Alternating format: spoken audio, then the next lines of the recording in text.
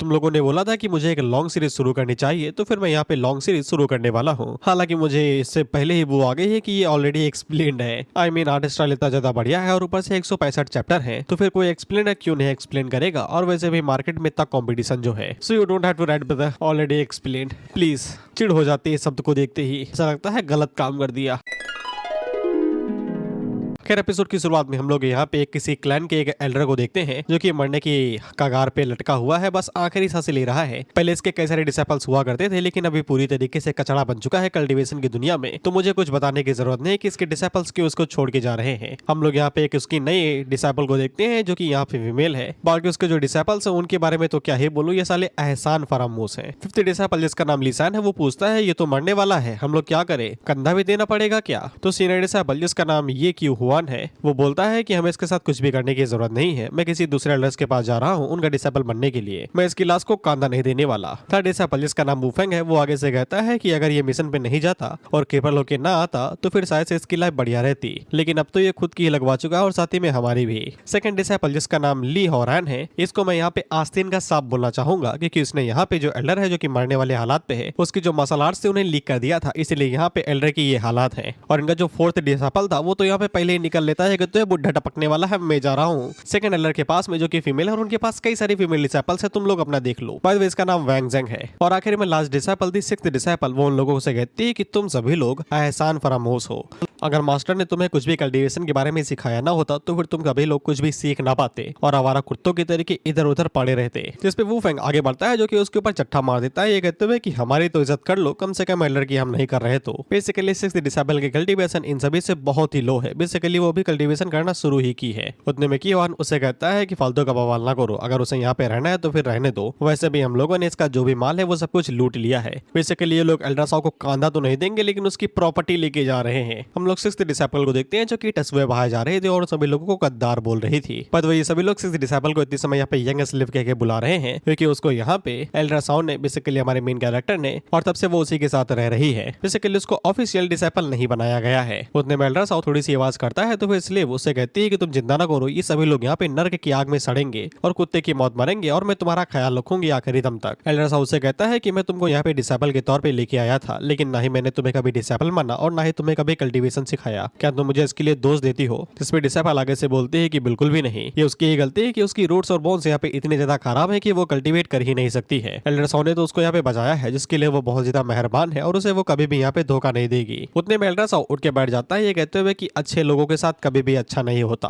और उसे यहाँ पे पछतावा भी हो रहा था कि अगर वो यहाँ पे सिक्स्थ डिसेबल को थोड़ा जल्दी डिसेबल बना लेता तो फिर शायद से अंत आज कुछ और होता यंग डिसेबल के लिए, क्योंकि एल्ड्रासाओ का अंत निकट है और वो बहुत ही जल्द मरने वाला है। उतने में डिसेबल यहाँ पे एल्ड्रासाओ से कहती है अगर उसे बुरा नहीं लगा तो फिर क्या वो उसको यहाँ पे ऑफिशियली अपनी डिसेबल बना लेगा ताकि वो फ्यूचर में उसकी लेगेसी कैरी कर सके और उसके गद्दारों को मार के उसका बदला ले सके। वो पे ये मन बना चुकी थी क्योंकि जब तक एल्ड्रासाओ हाँ नहीं बोलेगा तब तक ये उठेगी नहीं, घुटनों पे बैठी हुई है। बाय द वे एल्ड्रासाओ इसकी तरफ देखता है और उससे बोलता है कि मैं पहले यहाँ पे बीमार हूँ और मैं कुछ भी कर नहीं सकता और ना ही मैं बेवकूफ हूँ कि हाँ बोल के तुम्हें यहाँ पे तुम्हारी मौत के लिए आगे भेज दूं। बेसिकली मैंने बताया ना कि ये पूरी तरीके से लूजर है, कल्टीवेशन का कोई भी पोटेंशियल नहीं इसके अंदर, तो ये मानी जाएगी अगर ये यहाँ पे एल्ड्रासाओ के लिए बदला बदला वाला कुछ करेगी। जिसके बाद एल्ड्रासाओ अपने पास यहाँ पे कंडेंस पिल को बाहर निकालता है जो एक आखिरी उसके पास बची हुई चीज है जो वो यहाँ पे सिक्स्थ डिसेबल को देने वाला है। वहीं पे एल्ड्रासाओ जब यहाँ पे सिक्स्थ डिसेबल से बोल रहा था कि वो इतनी जल्दी नहीं मरेगा, उतने में इसको यहाँ पे झटका लगता है और दवाई नीचे गिर जाती है। वहीं पे डिसेबल से बोलती रहती है कि तुम्हारे साथ क्या हो रहा है, जल्दी उठो। वहीं पे सिक्स्थ डिसेबल तो पहले ही टसवे बहाने लगी तो एल्ड्रासाओ से कहता है धीरे रहो बच्चा, कान दर्द हो रहे हैं मेरे। वहीं पे से बोला जाता है कि मरने के बाद में दिमाग 7 मिनट के लिए पूरी तरीके से चालू रहता है, तो फिर शायद एल्ड्रासाओ के साथ भी वही हो रहा था। उसके मन के अंदर यही बात चल रही थी कि वो बहुत ज्यादा गुस्सा है, लेकिन उसके गुस्सा करने का फायदा ही क्या है। अगर वो सिक्स्थ डिसेबल को पहले अपना ऑफिशियल डिसेबल बना लेता तो फिर शायद सी चीजें ऐसी नहीं रहती।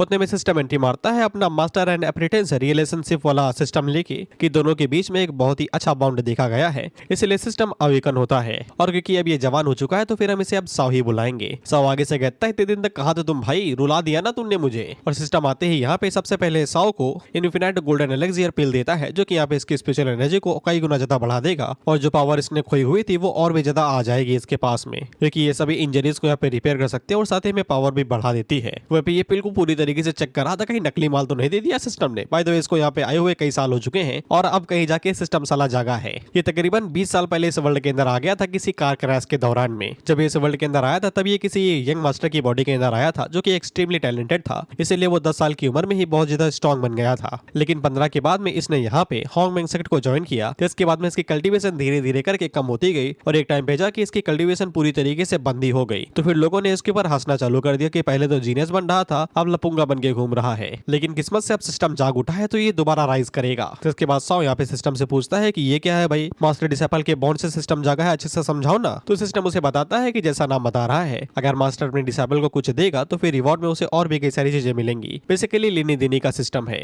सो अगर अपने डिसेबल को यहाँ पे कोई चीज देगा तो फिर उस चीज का डबल या फिर उसी लेवल का डबल उसका दुगना यहाँ पे 100 को मिलेगा। बेसिकली एग्जांपल के लिए तुम लो, अगर 100 अपने डिसेबल को अपनी कल्टीवेशन आधी देता है तो बदले में सिस्टम रिवॉर्ड के तौर पर 100 को यहाँ पे पूरी 100% यानी कि दुगुना उसको कल्टीवेशन वापस करेगा। अगर 100 यहाँ पे अपनी डिसेबल को कोई 100 टेक्निक सिखाता है तो फिर जब वो डिसेबल यहाँ पे अपनी 100 टेक्निक को सिर्फ एक लेयर पे ही सीखेगी तो फिर उसके बदले में यहाँ पे 100 पूरी 2-3 लेयर सीख जाएगा। ऐसे काम कर देगा इस सिस्टम। तो फिर सॉमेंग अपनी 2 ग्राम की बुद्धि चलाते हुए कहता है कि ये तुमने जो गोल्डन पिल मुझे दी है, अगर मैं अपने डिसेबल को दे दूं तो फिर क्या मुझे 3-4 मिल जाएंगे क्या? सिस्टम आगे से कहता है साले मेरा माल चुरा के मेरे को ही बेचता है। बेसिकली सिस्टम यहाँ पे जो भी रिवॉर्ड 100 को देगा 100 उसको यहाँ पे अपने डिसेबल को नहीं दे सकता है, मतलब दे तो सकता है लेकिन उसके बदले में यहाँ पे 100 को कोई भी रिवॉर्ड सिस्टम से नहीं मिलेगा। जिससे 100 को समझ में आ जाता है ये गोली देने का कोई फायदा नहीं, खुद ही लपेट लेता हूँ, फायदे में रहूंगा। इसके बाद वो जैसे यहाँ पे इन्फिनाइट पिल को खाता है तो तुरंत ही गोल्डन कोर रियलम के अंदर ब्रेक थ्रू कर जाता है। साथ ही में इसकी जितनी भी इंजरीज थी वो पूरी तरीके से हील हो जाती है। वहीं पे हम लोग उसकी डिसेबल को देखते हैं जो कि टसुए बहाए जा रहे थे कि आपकी बिना मैं क्या करूंगी, मेरा क्या होगा,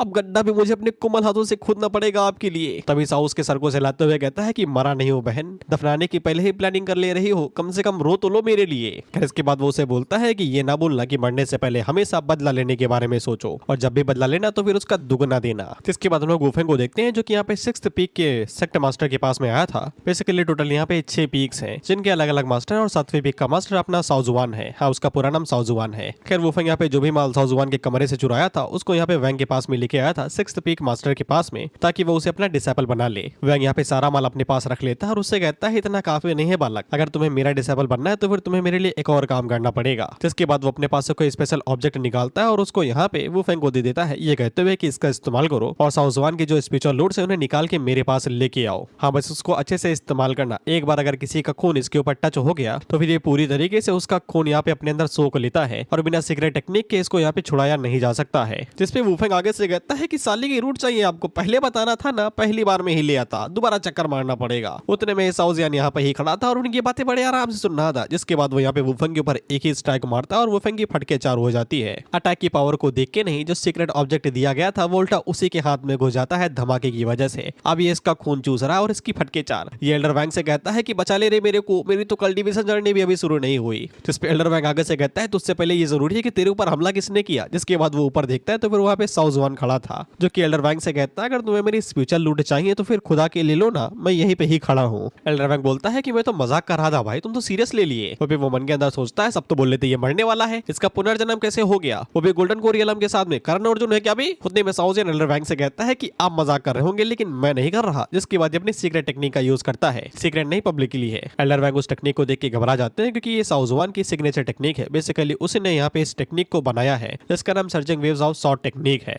एल्डर वैंग बताता है कि इन दोनों ने साथ ही में सेक्ट के अंदर एंट्री मारी थी, लेकिन क्योंकि साउजियन ने इस टेक्निक को बना दिया तो फिर उसे लीडर से उसे काफी ज्यादा फेवर मिले और कई सारे रिसोर्स भी मिले। लेकिन किस्मत में बाद में एल्डर वैंग ने यहाँ पे एंट्री मार दी गोल्डन कोरियलम के अंदर ब्रेक थ्रू करके। और साउजुआन के साथ क्या हुआ था ये तुम्हें पहले ही पता है, भाई का सारा घी खत्म हो गया था तो वो मरने वाला था। सिस्टम ने उसे दोबारा पुनर्जन्म दिया है। खैर एल्डर वैंग अपने पास यहाँ पे प्रोटेक्टिव एक ऑब्जेक्ट को बाहर निकालते हैं और आगे से कहते हैं बेटा हम भी यहाँ पे गोल्डन कोर के सेकंड लेयर पे हैं, इतनी जल्दी हरा नहीं पाओगे। उतने में ही साउजियन की जो शॉट्स थी वो इजीली उसकी शील्ड को तोड़ते हुए उसके पास जाके चुम्मी देते हुए बोलती है कि हम भी तुझसे ऊपर हैं। और साउजियन उससे बोलता है कि बस सेकंड लेयर पे ही हो, इतना ही उखाड़ पाए क्या इतने सालों तक। इसके बाद साउजियन की शॉट्स यहाँ पे एल्डर के चारों तरफ गोल गोल घूमने लगते हैं और एल्डर बताता है कि ये पक्का साला यहाँ पे गोल्डन कोर रियलम के 6th या फिर 7th रियलम पे होगा। जिसके बाद साउजुआन की शॉट यहाँ पे एल्डर वैंग के हाथ के अंदर घुस जाती है तो ये चीख मारते हैं। जिसके बाद जल्दी से पीछे हटते हुए खुद को यहाँ पे बचाते हैं, इससे पहले कि इनको यहाँ पे ऊन का गोला बना दिया जाता। वह ये साउजुआन से बोलता है कि तुम मुझे मार के भाग नहीं सकते, सेक्ट तुम्हें कभी भी यहाँ पे जाने नहीं देगा। जिसपे साउजुआन आगे से बोलता है कि मैं भी देखना चाहूंगा कि सेक्टर क्या उखाड़ लेगा मेरा, अगर मैं तुम्हें मारने पे टिका रहता हूँ तो। जिसके बाद वो दोबारा यहाँ पे एल्डर वैंग की तरफ अपनी शॉट्स को भेजता है। तो फिर एल्डर वैंग यहाँ पे किसी खास तरीके के आइटम का यूज करते हैं, जो कि ऑफ कोर्स यहाँ पे एक डिफेंस आइटम था। और एल्डर वैंग हम लोगों को बताते हैं कि ये मिस्टिक ग्रेड का एक डिफेंस आइटम है, जो कि कम से कम 3 से 4 अटैक्स को इजीली हैंडल कर सकता है। और फिर साउजुआन हम लोगों को बताता है कि वो नासन रियलम पे ब्रेक थ्रू करने के बाद में, इसीलिए वो देखना चाहता है कि एल्डर वैंग किस हद तक जा सकते हैं खुद की यहाँ पे पतलून बचाने के लिए। जिसके बाद साउजुआन इसी तरीके से धीरे धीरे करके अपनी अटैक पावर को बढ़ाते जाता है। तो एल्डर वैंग को लग रहा था कि साउजुआन फुस्की बम है, उतने में ही साउजुआन पावर को पूरी एक्सटेंड लेवल पे यूज करता है। तो वो इजीली यहाँ पे उस आइटम को चीरते हुए एल्डर वैंग के ऊपर जा लगता है और वहाँ पे तगड़ा धमाका होता है। जिसके बाद धमाके से जब धुआं हटता है तो फिर हम लोग एल्डर वैंग को देखते हैं, जो सच में पतलून में आ गए थे, सिर्फ वही बची थी। वहीं पे साउजुआन जब नीचे आता है तो एल्डर वैंग की फट जाती है, वो आगे से कहते हैं पास ना हो। जिसके बाद साउजुआन हम लोगों को यहाँ पे उस सील्ड के बारे में बताता है कि यहाँ पे मैजिक टूल्स की जो क्वालिटी रहती है वो यहाँ पे 5 लेवल्स के अंदर डिवाइडेड है: ह्यूमन, मिस्टिकल,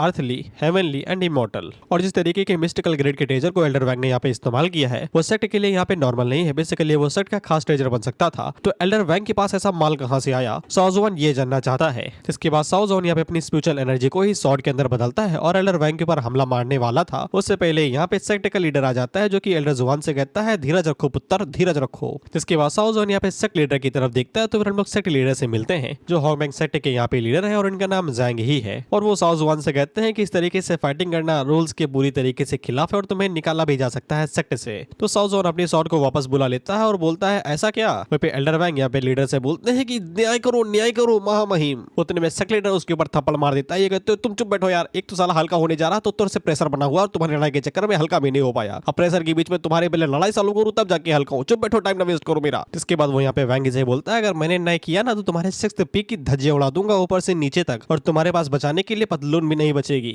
तो फिर एल्डर वैंग यहाँ पे चुप हो जाते हैं कि इन्होंने बहुत ज्यादा घपला किया है। जिसके बाद यहाँ पे लीडर साउजुआन से कहता है कि बधाई हो भाई, तुमने यहाँ पे गोल्डन कोर रियलम के अंदर ब्रेक थ्रू कर लिया। तो फिर साउजुआन एल्डर वैंग को ताना मारते हुए कहता है अच्छा हुआ मैंने कर लिया, नहीं तो मेरी स्पिरिचुअल लूट चोरी हो जाती किडनी के साथ में। जिस पे एल्डर वैंग आगे से खुद को डिफेंड करते हुए बोलता है कि ये सब कुछ मिसअंडरस्टैंडिंग थी, ये सब कुछ मेरी गलती की वजह से ही हुआ है, मैं अपनी पनिशमेंट लेने के लिए रेडी हूँ। जिस पे साउजुआन एल्डर वैंग को जाने देता है, लेकिन वो अपने डिसेबल वुल्फिंग से कहता है बेटा तुम जरा इधर आओ, तुमने अपने मास्टर को धोखा दिया है और जो मैंने तुम्हारे पर दया दिखा के अपने अंदर लिया था उस पे जो तुमने लात मारी है उसकी तो मैं क्या ही बोलूं। अब चुपचाप अपनी कल्टीवेशन की धज्जियां उड़ाओ और सेक्ट से दफा हो जाओ और कभी दोबारा यहाँ पे दिखाई न देना। वह सेक्ट लीडर भी इस मामले में नहीं बोलते हैं क्योंकि वुल्फिंग यहाँ पे साउजुआन का ही डिसेबल हुआ करता था। उतने में हम लोग डिसेबल को देखते हैं जो कि खुद ही बीच में कूदते हुए बोलती है कि आपको कुछ करने की जरूरत नहीं, ये मैटर मैं खुद हैंडल कर लूंगी। तो फिर वुल्फिंग उसके ऊपर हमला करते हुए बोलता है कि पहले खुद की तो कल्टीवेशन बना लो जिसके बाद मेरी उजाड़ना। लेकिन हम लोग देखते हैं कि 6th डिसेबल बड़ी इजीली उसके अटैक को यहाँ पे डिफ्लेक्ट कर लेती है साउजुआन की सीक्रेट टेक्निक को यूज करते हुए,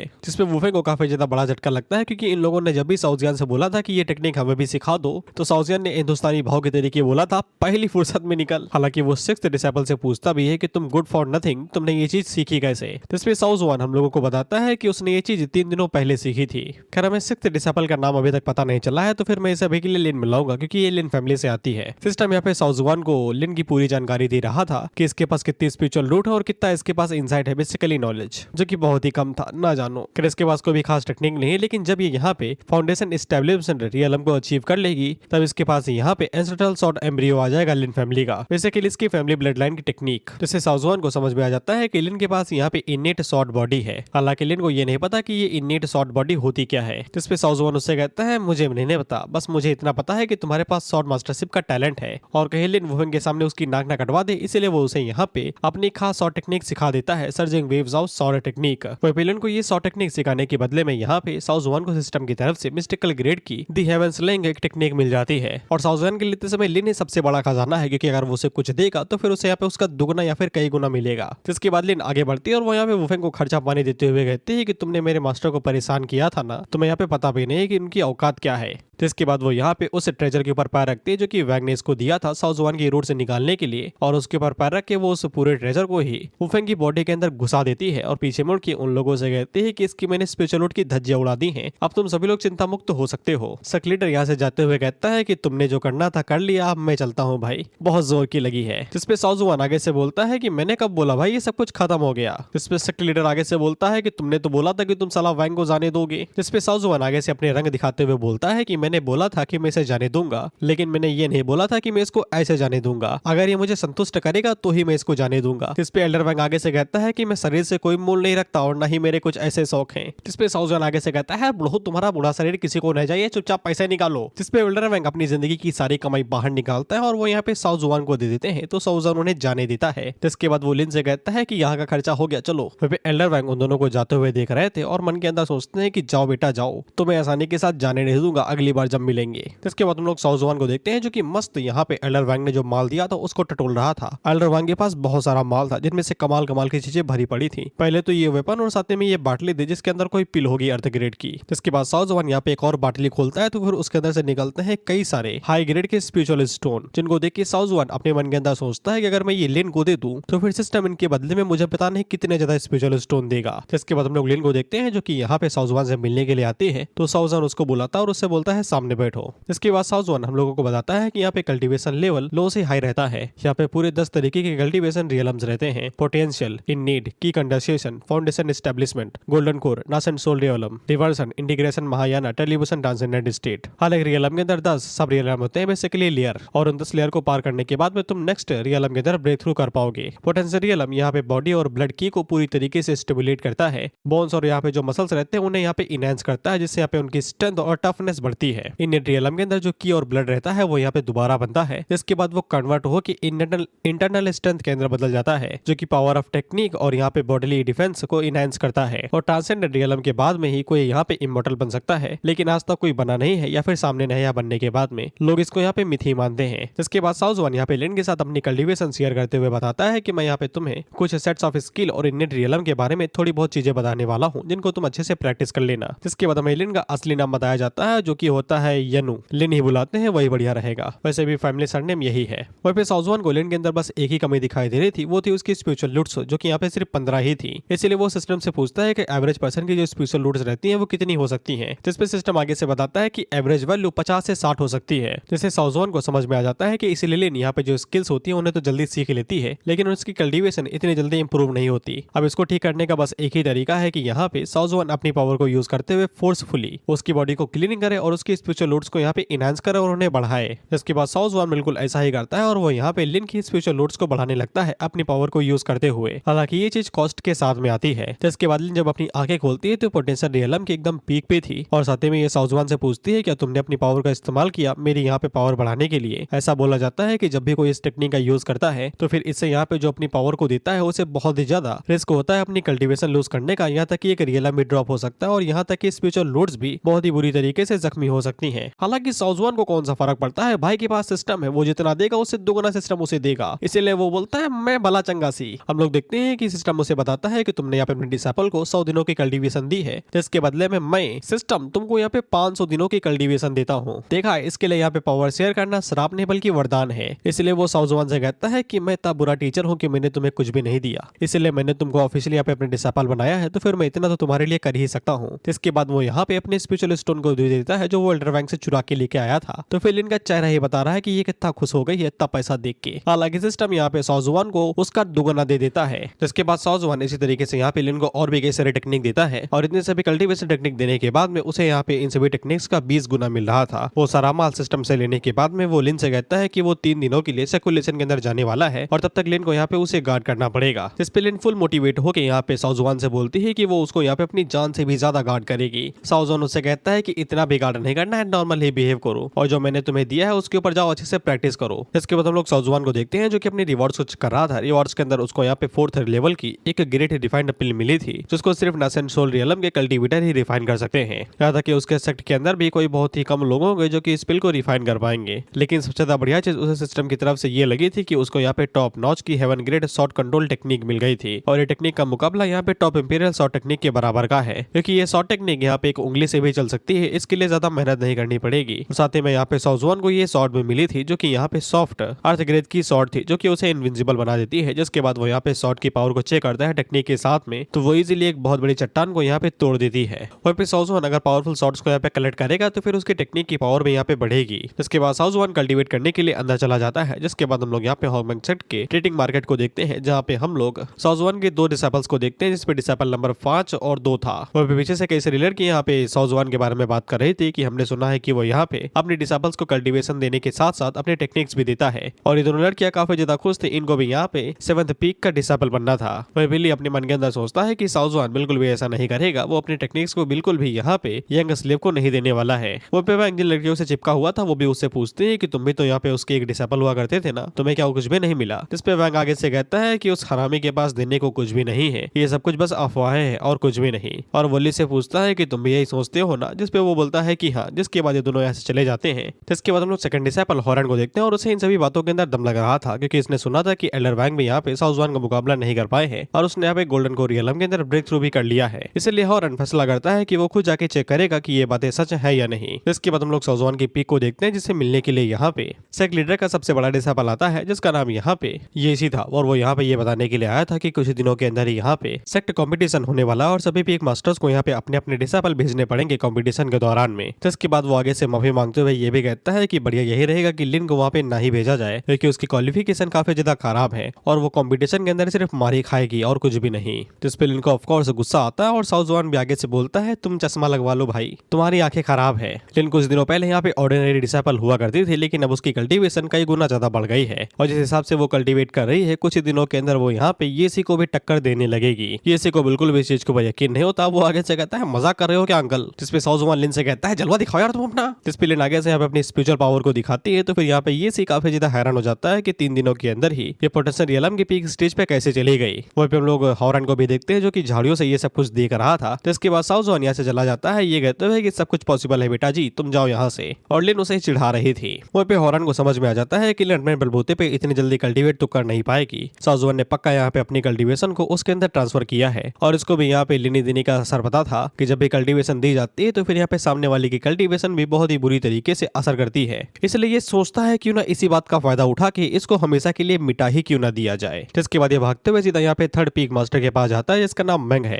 एल्डर मैंग आगे से कहते हैं कि साउजवान ने यहाँ पे जितनी भी कमाई वैंग से ली थी उसको यहाँ पे अपने डिसेबल के ऊपर दान दे दिया, जिस कारण वो कमजोर है और यही सबसे बढ़िया समय है उसके ऊपर हमला करने का। जिसपे हॉरन आगे से कहता है कि हाँ मैंने अपनी आंखों से देखा और यही सबसे सही समय है, जितने भी रिसोर्स उसके पास पड़े हुए हैं वो सब कुछ आप हथिया लेना। जिसपे एल्डर मैंग उससे कहता है कि अगर वो लोग इस चीज में सक्सेसफुल हो जाते हैं तो वो उसको यहाँ पे अपना डायरेक्ट डिसेबल बना लेगा। वहीं पे हम लोग साउजवान और लिन को देखते हैं और ये अभी भी लेने देने कर रहे थे। अपनी कल्टीवेशन को लिन के अंदर ट्रांसफर कर रहा था साउजवान, ताकि वो यहाँ पे स्ट्रॉन्ग बन सके। वहीं पे लिन भी फुल तरीके से मोटिवेटेड थी, क्योंकि उसे येसी की गुद्दी जो तोड़नी थी। हालांकि साउजवान को पता था कि येसी भले ही बिगड़ा हुआ बच्चा है लीडर की गलती की वजह से, यानी कि मूवट है, लेकिन वो यहाँ पे गलत नहीं था जब उसने यहाँ पे लिन के बारे में बोला था कि उसे कंपटीशन के अंदर नहीं जाना चाहिए, उसको मार मार के सुअर बना देंगे वो लोग। लेकिन साउजवान अपनी कल्टीवेशन को लिन को दे रहा है, तो फिर कंपटीशन के दौरान में लिन को कोई भी दिक्कत होनी नहीं चाहिए। और फिर साउजवान के पास अभी भी 4th लेवल के पील है, उसने अभी तक इसे खाया नहीं है क्योंकि ये आगे काम देगी। जिसके बाद साउजवान उसी बिल का यूज करते हुए यहाँ पे लिन के अंदर अपनी कल्टीवेशन ट्रांसफर करने लगता है। हालांकि ये प्रोसेस काफी ज्यादा पेनफुल होती है, लेकिन लिन को ये झेलना ही था क्योंकि उसे यहाँ पे ताकतवर बनना है। वह लिन के साथ साथ यहाँ पे साउजवान की पावर बढ़ती है, उसे भी 4 सुंदरों की कल्टीवेशन मिलती है और साथ ही में उसकी जो टेक्निक थी वो भी यहाँ पे लो ग्रेड की हो जाती है अपग्रेड होके, जिससे साउजवान दोबारा यहाँ पे ब्रेक थ्रू कर लेता है। अब वो गोल्डन कोर रियलम के 6th लेवल पे था। वह लिन ने भी ब्रेक थ्रू कर लिया था। अब वो ब्रेक थ्रू करके इंडियन रियलम की 1st लेवल पे आ गई थी। साथ ही में उसकी स्पिरिचुअल लीड्स अब यहाँ पे 85 हो गई थी, 15 से डायरेक्ट 85। वहीं पे साउजवान यहाँ पे लिन से कहता है कि कंपटीशन के दौरान में तुम येसी की कुद्दी दबोच देना और अच्छे से कूट देना उसको, जिसके बाद मैं तुम्हें यहाँ पे वर्ल्ड ऑफ जीनियस के अंदर लेके जाऊंगा और भी ताकतवर लोगों से चैलेंज करवाने के लिए। उतने में इन लोगों को बाहर से आवाज आती है, जहाँ पे कुछ लोग चिल्ला चिल्ला के बोल रहे थे कि तुम्हारा डिसेबल मरने वाला है, जब ये तुम्हारे लिए अपनी जान खतरे में डाल के हीलिंग हर्ब लेके आ रहा था, बाहर आके देख तो लो।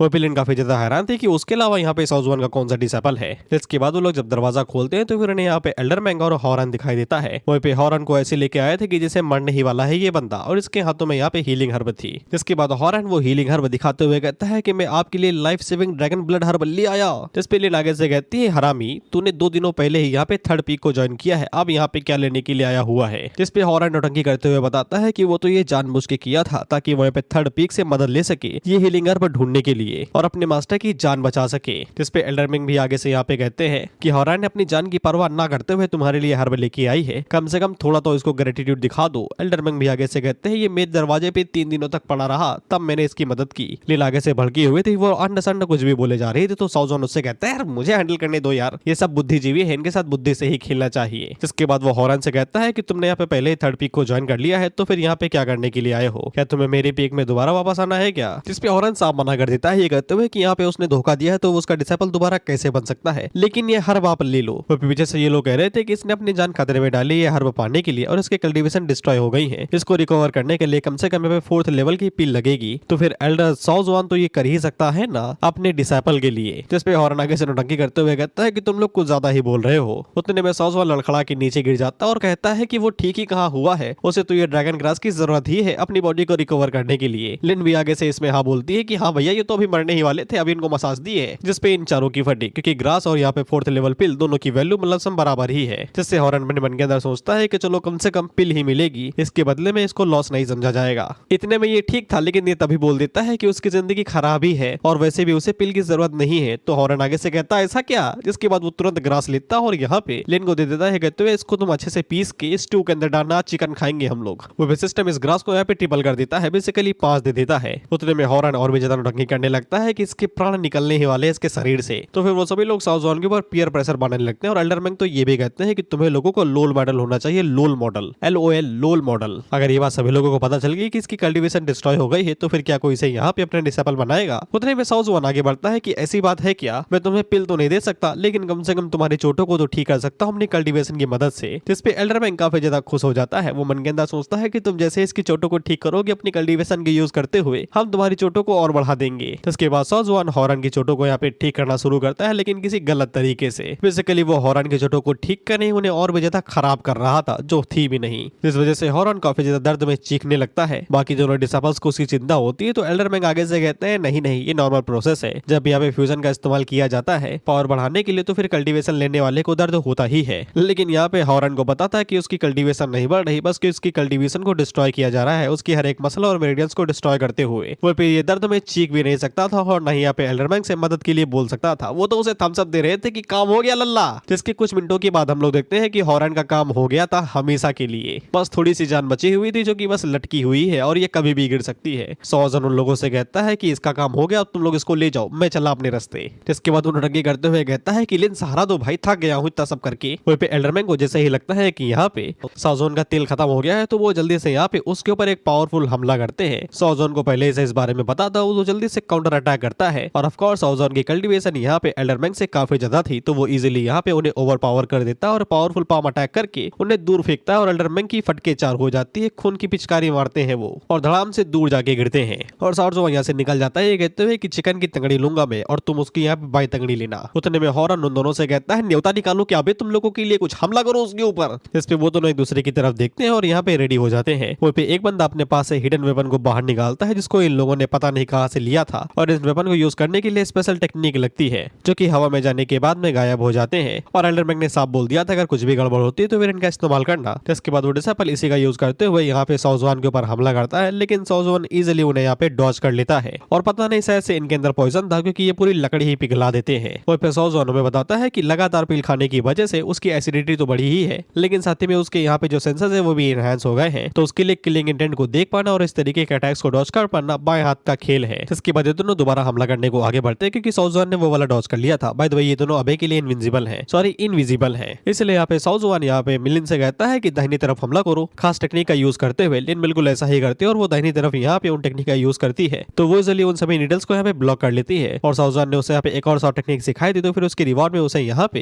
रिसेपल के लिए खास तरीके का शॉर्ट इंटेंट आर्मर मिलता है। बेसिकली लिन ने इस टेक्निक को काफी अच्छे से सीख लिया, इसलिए सिस्टम ने उसे रिवॉर्ड दिया, जिससे इन दोनों की फटी, क्योंकि वो यहाँ पे फाउंडेशन एस्टेब्लिशमेंट स्टेज पे है, लेकिन इसके बावजूद आज तक इन लोगों ने शॉर्ट इंटेंट को सीखा नहीं। लिन ने यहाँ पे इनेट लेवल पे ही उसे सीख लिया। वहीं पे वो लोग हॉरन को देखते हैं, जो कि रिंग के यहाँ से भागने की कोशिश कर रहा था, तो फिर उससे कहती है तुम कहाँ जा रहे हो कीचुए की तरीके, तेज भाग भी नहीं पाओगे, जितनी सेकंड में मैं आ जाऊंगी तुम्हारे पास में। इसके बाद वो हॉरन से कहती है कि तुम्हारा घड़ा भर चुका है, ड्रम भी नहीं लगा सकते तुम नीचे, वो भी भर चुका है, अब तुम्हारा बंटा धार है आज। इसके बाद वो हॉरन के ऊपर अटैक करती है और उसे 20 से 2 हिस्सों में चीर देती है, जिससे हॉरन का खेल यहीं पे ही खत्म हो जाता है। वो भी ये तीनों एल्डरमैन को लेके यहाँ से भागने की कोशिश कर रहे थे, तभी ये दोनों उनकी तरफ आगे बढ़ने लगते हैं। तो ये लोग लिन से कहते हैं कि पास ना हमारे, हम लोग यहाँ पे 3 है, फाउंडेशन एस्टेब्लिशमेंट और गोल्डन कोरियलम पे, तुम हमसे जीत नहीं पाओगी। उतने में इनमें से एक डिसेबल बोलता है कि तुम उसके पीछे नहीं देख रहे क्या, कौन खड़ा है, तुम्हें लगता है कि हम लोग उसके खिलाफ जीत भी पाएंगे। लेकिन यहाँ पे सॉजुआन से कहती है कि तुम इनकी चिंता ना करो, मैं इनको हैंडल कर लूंगी। लेकिन सॉजुआन उसे कहता है कि मैं तुम्हें एक चीज सिखाता हूँ आज, कभी कभी मौत जीने से ज्यादा आसान हो जाती है। जिससे ये दोनों काफी ज्यादा घबरा जाते हैं, क्योंकि सॉजुआन यहाँ पे एल्डरमैन तो कुछ कर नहीं सकता है, क्योंकि वो एक एल्डर है, लेकिन डिसेबल्स के साथ तो कुछ कर सकता है ना। वे फिर डर के मारे पैंट गिली कर देते हैं और सॉजुआन से बोली रहते कि पास ना आना। तो सॉजुआन आगे से कहता है इसके लिए देर हो चुकी है बालक।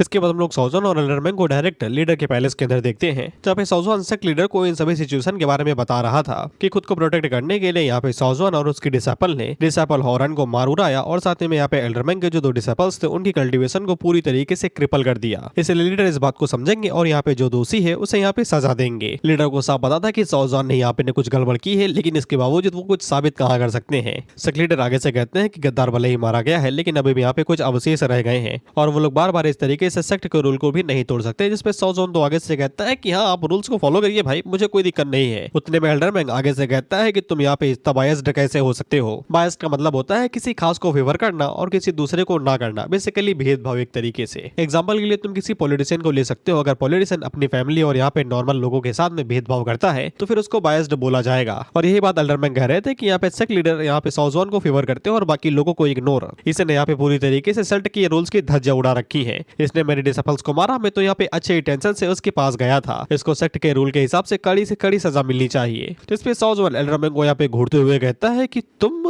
अच्छे इंटेंशन से आए थे, हॉरन को तुमने अपने डिसेबल बना लिया था, तो फिर उसके जीना और मरना मेरे हाथों में कैसा हुआ? उन सभी चीजों के जिम्मेदार तो तुम ही थे ना, तो फिर उसको मेरे घर पे लाने का क्या ही मतलब हुआ? इसके बाद वो रूल्स को इसी तरीके से तोड़ मरोड़ के यहाँ पे सेक्ट लीडर को बीच में ले आता है, ये बोलते हुए कि यहाँ पे किसी भी सेक्ट में जाने से पहले सेक्ट लीडर को बताना पड़ता और तुमने उनसे परमिशन नहीं ली, जिससे अब लीडर की फटी तो साला मुझे बीच में ले आया। इसलिए वो दोनों से कहता है कि चुप करो तुम। जिसके बाद वो यहाँ पे सॉजवान के फेवर में ही यहाँ पे इंसाफ देता है, ये कहते हुए कि सॉजवान ने सब कुछ अपने हिसाब से किया, इसमें उसकी कोई गलती नहीं। और एल्डरमैन को यहाँ पे 30 दिनों के लिए कोड़े खाने की सजा मिल जाती है और सीधा एक अनजान पड़ी हुई छत पे। इसके बाद यहाँ पे गार्ड्स आते हैं और एल्डरमैन को अपने साथ लेके जाते हैं। वहीं पे एल्डरमैन के तरीके ही बोलता है कि अगर मैंने इसका बदला नहीं लिया ना, मैं इंसान नहीं हूँ। हाँ, वो तो तुम नहीं हो। इसके बाद हम लोग लिन को देखते हैं जो कि बड़े आराम से यहाँ पे प्रैक्टिस कर रही थी। उतने में यहाँ पे सॉजवान आता है तो लिन उसे जाके चेक करती है और उसे पूछती है कहीं लीडर ने तुम्हें पनिशमेंट तो नहीं दी? सब कुछ मेरी ही गलती थी, मैं तुम्हारे बदले में पनिशमेंट लेने के लिए रेडी हूँ। तो सॉजवान उसे कहता है कि मैं तुम्हें ब्लेम क्यों करूंगा भाई, अब ये बात अच्छे से सुनो, चाहे वो ट्रेटर हो, चाहे गुद्दा हो, चाहे पुद्दा हो, कोई भी हो, तुम्हें जो भी करना है करो, सारी जिम्मेदारी मैं उठाऊंगा, मैं तुम्हें सपोर्ट करूंगा, तुम्हें किसी भी चीज से डरने की जरूरत नहीं है। जिस पे लिन इमोशनल हो जाती है क्योंकि अभी तक वो पूरी तरीके से अकेली थी और उसे सपोर्ट करने वाला कोई भी नहीं था, इसलिए वो यहाँ पे उसे रिस्पेक्ट देती है। वो फिर सॉजवान को समझ में आ जाता है कि ये कुछ तो बोलना चाहती है जो कि छुपाई हुई है। तो सॉजवान उससे कहता है अगर तुम्हें कुछ बोलना है तो फिर तुम बोल सकती हो। तो फिर लिन उसे बताती है कि उसका असली नाम यहाँ पे लिंजी है और वो यहाँ पे लिन फैमिली की डॉटर है, डिसेंडेंट है, जो कि यहाँ पे साउथ वेस्ट से आई है। क्योंकि सॉजवान को ये वाली बात नहीं पता थी तो वो भी हैरान था कि लिन यहाँ पे लिन फैमिली से है, क्योंकि लिन फैमिली जानी मानी मार्शल आर्ट्स फैमिली है। लेकिन 10 साल पहले लिन फैमिली के साथ कुछ तो हुआ था और उनकी पूरी फैमिली ही इनहाइलाइट हो गई थी, यानी खत्म हो गई थी। तो फिर लिन यहाँ पे सॉजवान को बताती है कि 10 सालों पहले लिन फैमिली को उनकी ही इलाके के अंदर एक बहुत बड़ी स्पिरिचुअल स्टोन की एक गुफा मिली थी, बेसिकली माइंड। स्पिरिचुअल स्टोन की रिसोर्स इतने ज्यादा थे कि यहाँ पे लिन फैमिली रातों रात ही होमएक्सेट जितनी स्ट्रॉन्ग बन सकती थी। लिन फैमिली के हेड यानी कि लिन के फादर को पता था कि अगर ये बात बाहर चली गई तो फिर यहाँ पे उनकी फैमिली के ऊपर बहुत बड़े डिजास्टर्स आ सकते हैं। बेसिकली रिसोर्स किसे नहीं चाहिए, एग्जांपल तुम सील का ही ले लो, अब तुम समझ गए होगे। लेकिन जो यहाँ पे लिन का अंकल था वो यहाँ पे बिल्कुल भी सेटिस्फाई नहीं था इस चीज से, इसलिए उसने इन्फॉर्मेशन यहाँ पे लू यान सेक्ट को बेच दी, क्योंकि जो यहाँ पे रिसोर्स का बंटवारा हो रहा था वो उसे सेटिस्फाई नहीं था। स्पिरिचुअल मैन को हरियाने के चक्कर में लू यान सेक्ट ने यहाँ पे पूरी तरीके से लिन फैमिली को मास्कर कर दिया और जितने भी फैमिली मेंबर थे उन्हें मौत के घाट उतार दिया। लिन इसी वजह से सर्वाइव कर पाए क्योंकि उसके फादर उसे प्रोटेक्ट कर रहे थे, लेकिन वो इसी प्रोसेस में मारे गए। तो इसके बाद वो लिन फैमिली से भाग गए, लेकिन तभी कुछ बैंडिट्स ने उसे पकड़ लिया और उसके बाद जो भी पैसे थे उन्हें लूट लिया और उसे स्लीवरी के अंदर डाल दिया। इसके बाद सॉजवान ने यहाँ पे उसे खरीद लिया था और अपने साथ ले गया था, तब से वो यहाँ पे उसी के साथ थी, यानी कि लिन सॉजवान के साथ काफी लंबे अरसे से, कई सालों से। इसलिए लिन काफी ज्यादा रोता है, ये कहते हुए कि जब तुम्हें ये सब कुछ पहले से ही परेशान कर रहा था तुमने मुझे बताया क्यों नहीं, मुझे पता भी नहीं था कि तुमने इतना ज्यादा सफर किया है, इसलिए साला तुम्हें उन गद्दारों से इतनी ज्यादा नफरत होती है। इसके बाद वो लिन से कहता है कि तुम चिंता ना करो, मैं तुम्हारे लिए यहाँ पे बदला लूंगा, तुमने यहाँ पे लॉ यून सेट को बोला ना, मैं उनकी धज्जियां उड़ा दूंगा, एक साथ बदला लेंगे हम उनसे। लेकिन लिन यहाँ पे चिपकते हुए रोते हुए बोलती है कि मैं चाहती हूँ कि तुम बस पीसफुल लाइफ जियो, तुम्हें बदला लेने की कोई भी जरूरत नहीं है। जिसपे सॉजवान उससे कहता है कि ऐसा काहे बोल रहे हो भाई, डिप्रेसिंग एकदम, फ्यूचर लिमिटलेस है हमारा, सोना उगलेंगे हम लोग, तो बस तुम देखे जाओ। जिसके बाद अगला सीन यहाँ पे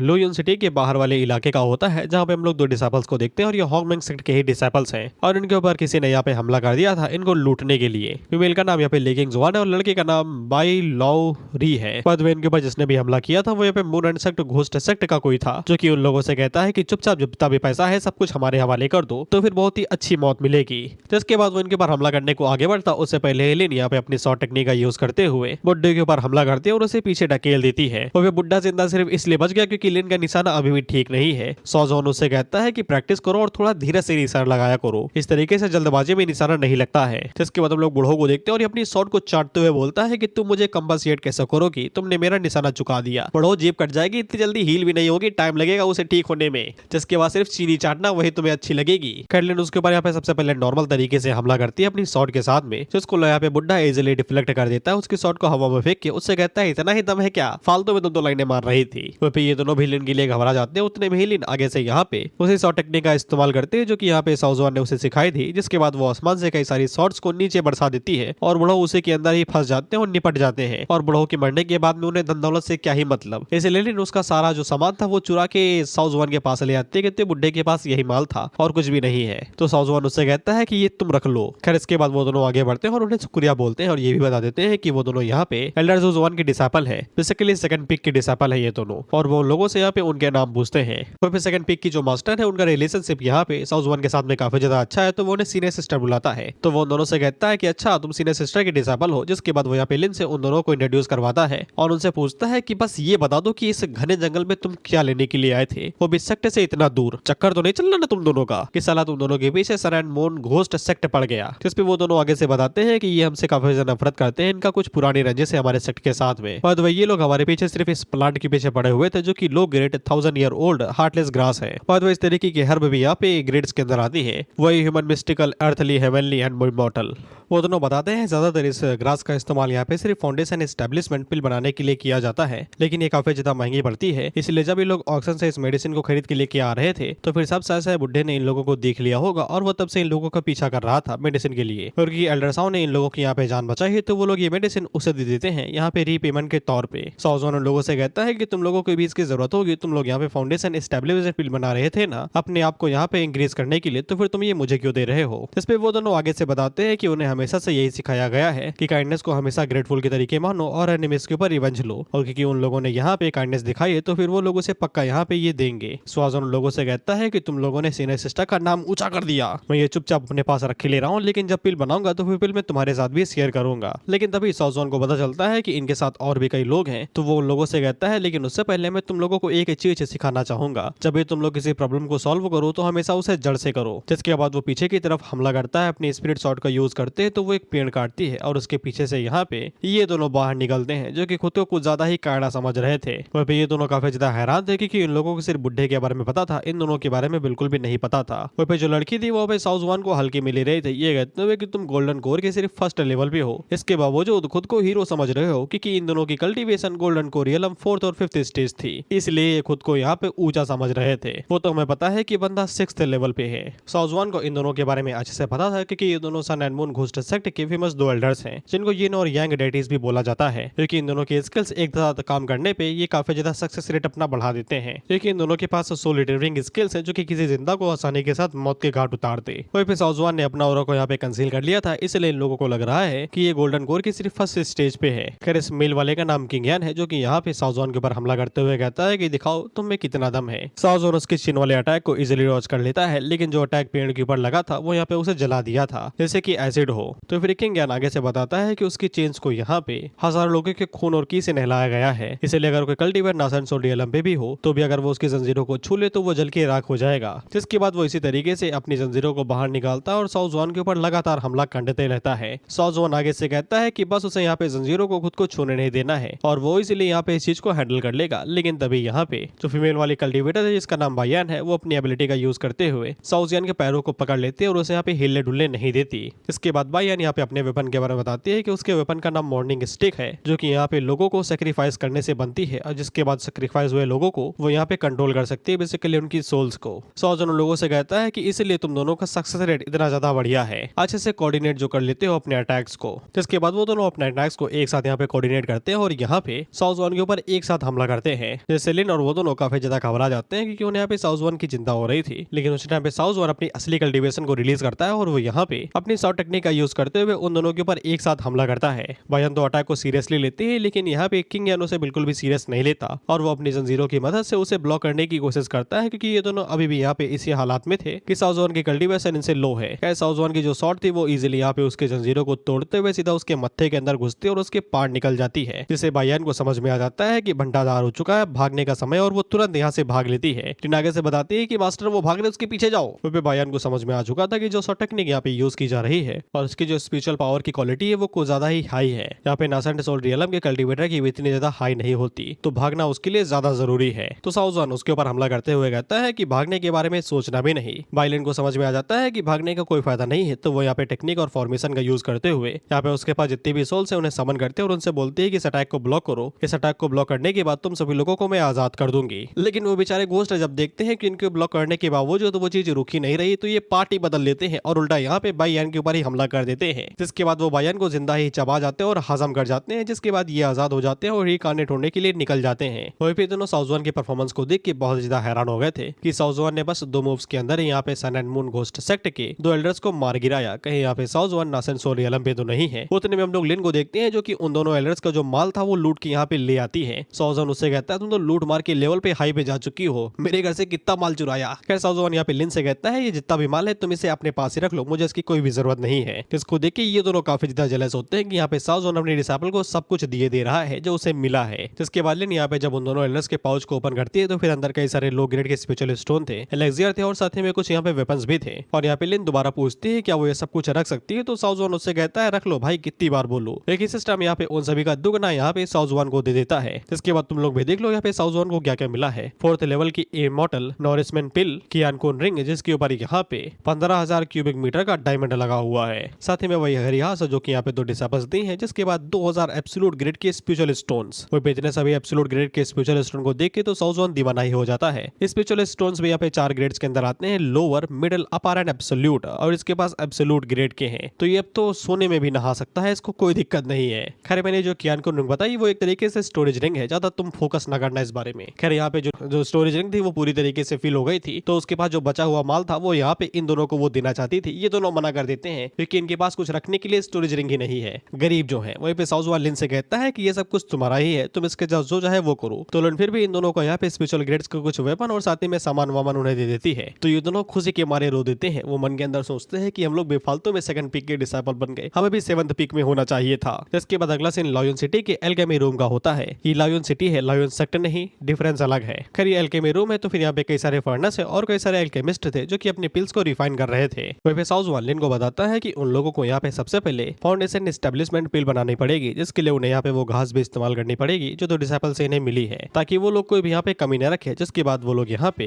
लायन सेक्ट की तरफ आगे बढ़ेंगे। जिसके बाद हमारी मुलाकात यहाँ पे 2nd फीमेल लीड से होती है जो कि यहाँ पे ये है, जिसका नाम सुमुहान है। सुहान जैसे ही यहाँ पे फाउंडेशन एस्टेब्लिशमेंट पिल के बारे में सुनती है तो हम लोगों को बताती है कि इस पिल को रिफाइन करने के लिए कम से कम गोल्डन कोरियलम की कल्टीवेशन चाहिए, जो कि यहाँ पे साउजवान के पास में है। जिसके बाद वो उन दोनों को यहाँ पे पिल को रिफाइन करता हुआ देखती है तो फिर उसे लगता है कि ये दोनों यहाँ पे मंजे हुए खिलाड़ी हैं। लेकिन अगले ही पल फर्नेस धड़ाम से बोलता और ये दोनों दूर जाके गिरता है और सुहान को समझ में आ जाता है कि ये दोनों भट्टा गवार हैं, इन्हें एल्केमी का आ भी नहीं आता। वो पिल इन साउजवान से कहती है कि तुमने तो बोला था कि तुम्हें पिल रिफाइन करना आता है। जिसपे साउजवान आगे से बोलता है कि भूल गए यार, इंसानी हो भगवान थोड़े। खैर ये जीनियस था तो इसने कभी तक बॉटल नेक का सामना नहीं किया, तो फिर इसे पिल की जरूरत ही नहीं पड़ी, ये डायरेक्ट ब्रेक थ्रू ही मार देता था। खैर सुहान को इनकी केमिस्ट्री देख के बड़ा मजा आता है और वो उन दोनों को यहाँ पे हेल्प ऑफर करती है, ये कहते हुए कि वो उन दोनों के लिए यहाँ पे पिल को रिफाइन कर देगी। सुहान इन लोगों को बताती है कि पिल बनाने के लिए बहुत ही ज्यादा स्पिरिचुअल एनर्जी की जरूरत पड़ेगी, तो फिर यहाँ पे साउजवान को थोड़ा सा आगे आना ही पड़ेगा मदद करने के लिए। वहाँ पे यहाँ पे जितने भी लोग थे वो सब यहाँ पे सुहान की काफी ज्यादा इज्जत करते हैं क्योंकि वो कमाल की एल्केमिस्ट है और वो यहाँ पे सब कुछ फ्री में सिखा रही है। वहाँ पे साउजवान भी नोटिस करता है कि सुहान यहाँ पे 2nd लेवल की एल्केमिस्ट है। तो साउजवान यहाँ पे उससे कहता है कि तुम पिल रेडी करो, मैं तुम्हें पे मार्केट प्राइस के हिसाब से कंपनसेट कर दूंगा। तो फिर साउजवान सभी मटेरियल्स का यूज करते हैं और अपनी एल्केमी का यूज करते हुए फर्नेस के अंदर पिल और सारे मटेरियल्स को डाल के उन्हें यहाँ पे रिफाइन करते हैं और कुछ ही देर के अंदर पिल बन के रेडी भी हो जाती है। इसके बाद साउजवान यहाँ पे सुहान को पैसे देने की भी कोशिश करता है, लेकिन सुहान मना कर देती है, ये कहते हुए कि बस थोड़ा सा ही काम था और वैसे भी स्पिरिचुअल एनर्जी तुमने ही दी है। उतने में यहाँ पे सभी लोग ऑक्शन की तरफ जाने लगते हैं क्योंकि ऑक्शन के अंदर कई सारे मटेरियल और वेपन और शॉट आवा करती हैं और काफी सस्ते दाम पे मिल जाते हैं अगर बिडिंग हाई ना जाए तो। बेसिकली ऑक्शन के अंदर प्राइस हमेशा लो ही रहते हैं, लेकिन जब बोली लगाई जाती है तो वो बढ़ते जाते हैं। खैर सुहान को यहाँ पे किसी मटेरियल की जरूरत थी, इसलिए वो भी ऑक्शन के लिए चले जाते हैं इन लोगों से बोल के कि अपना ध्यान रखना।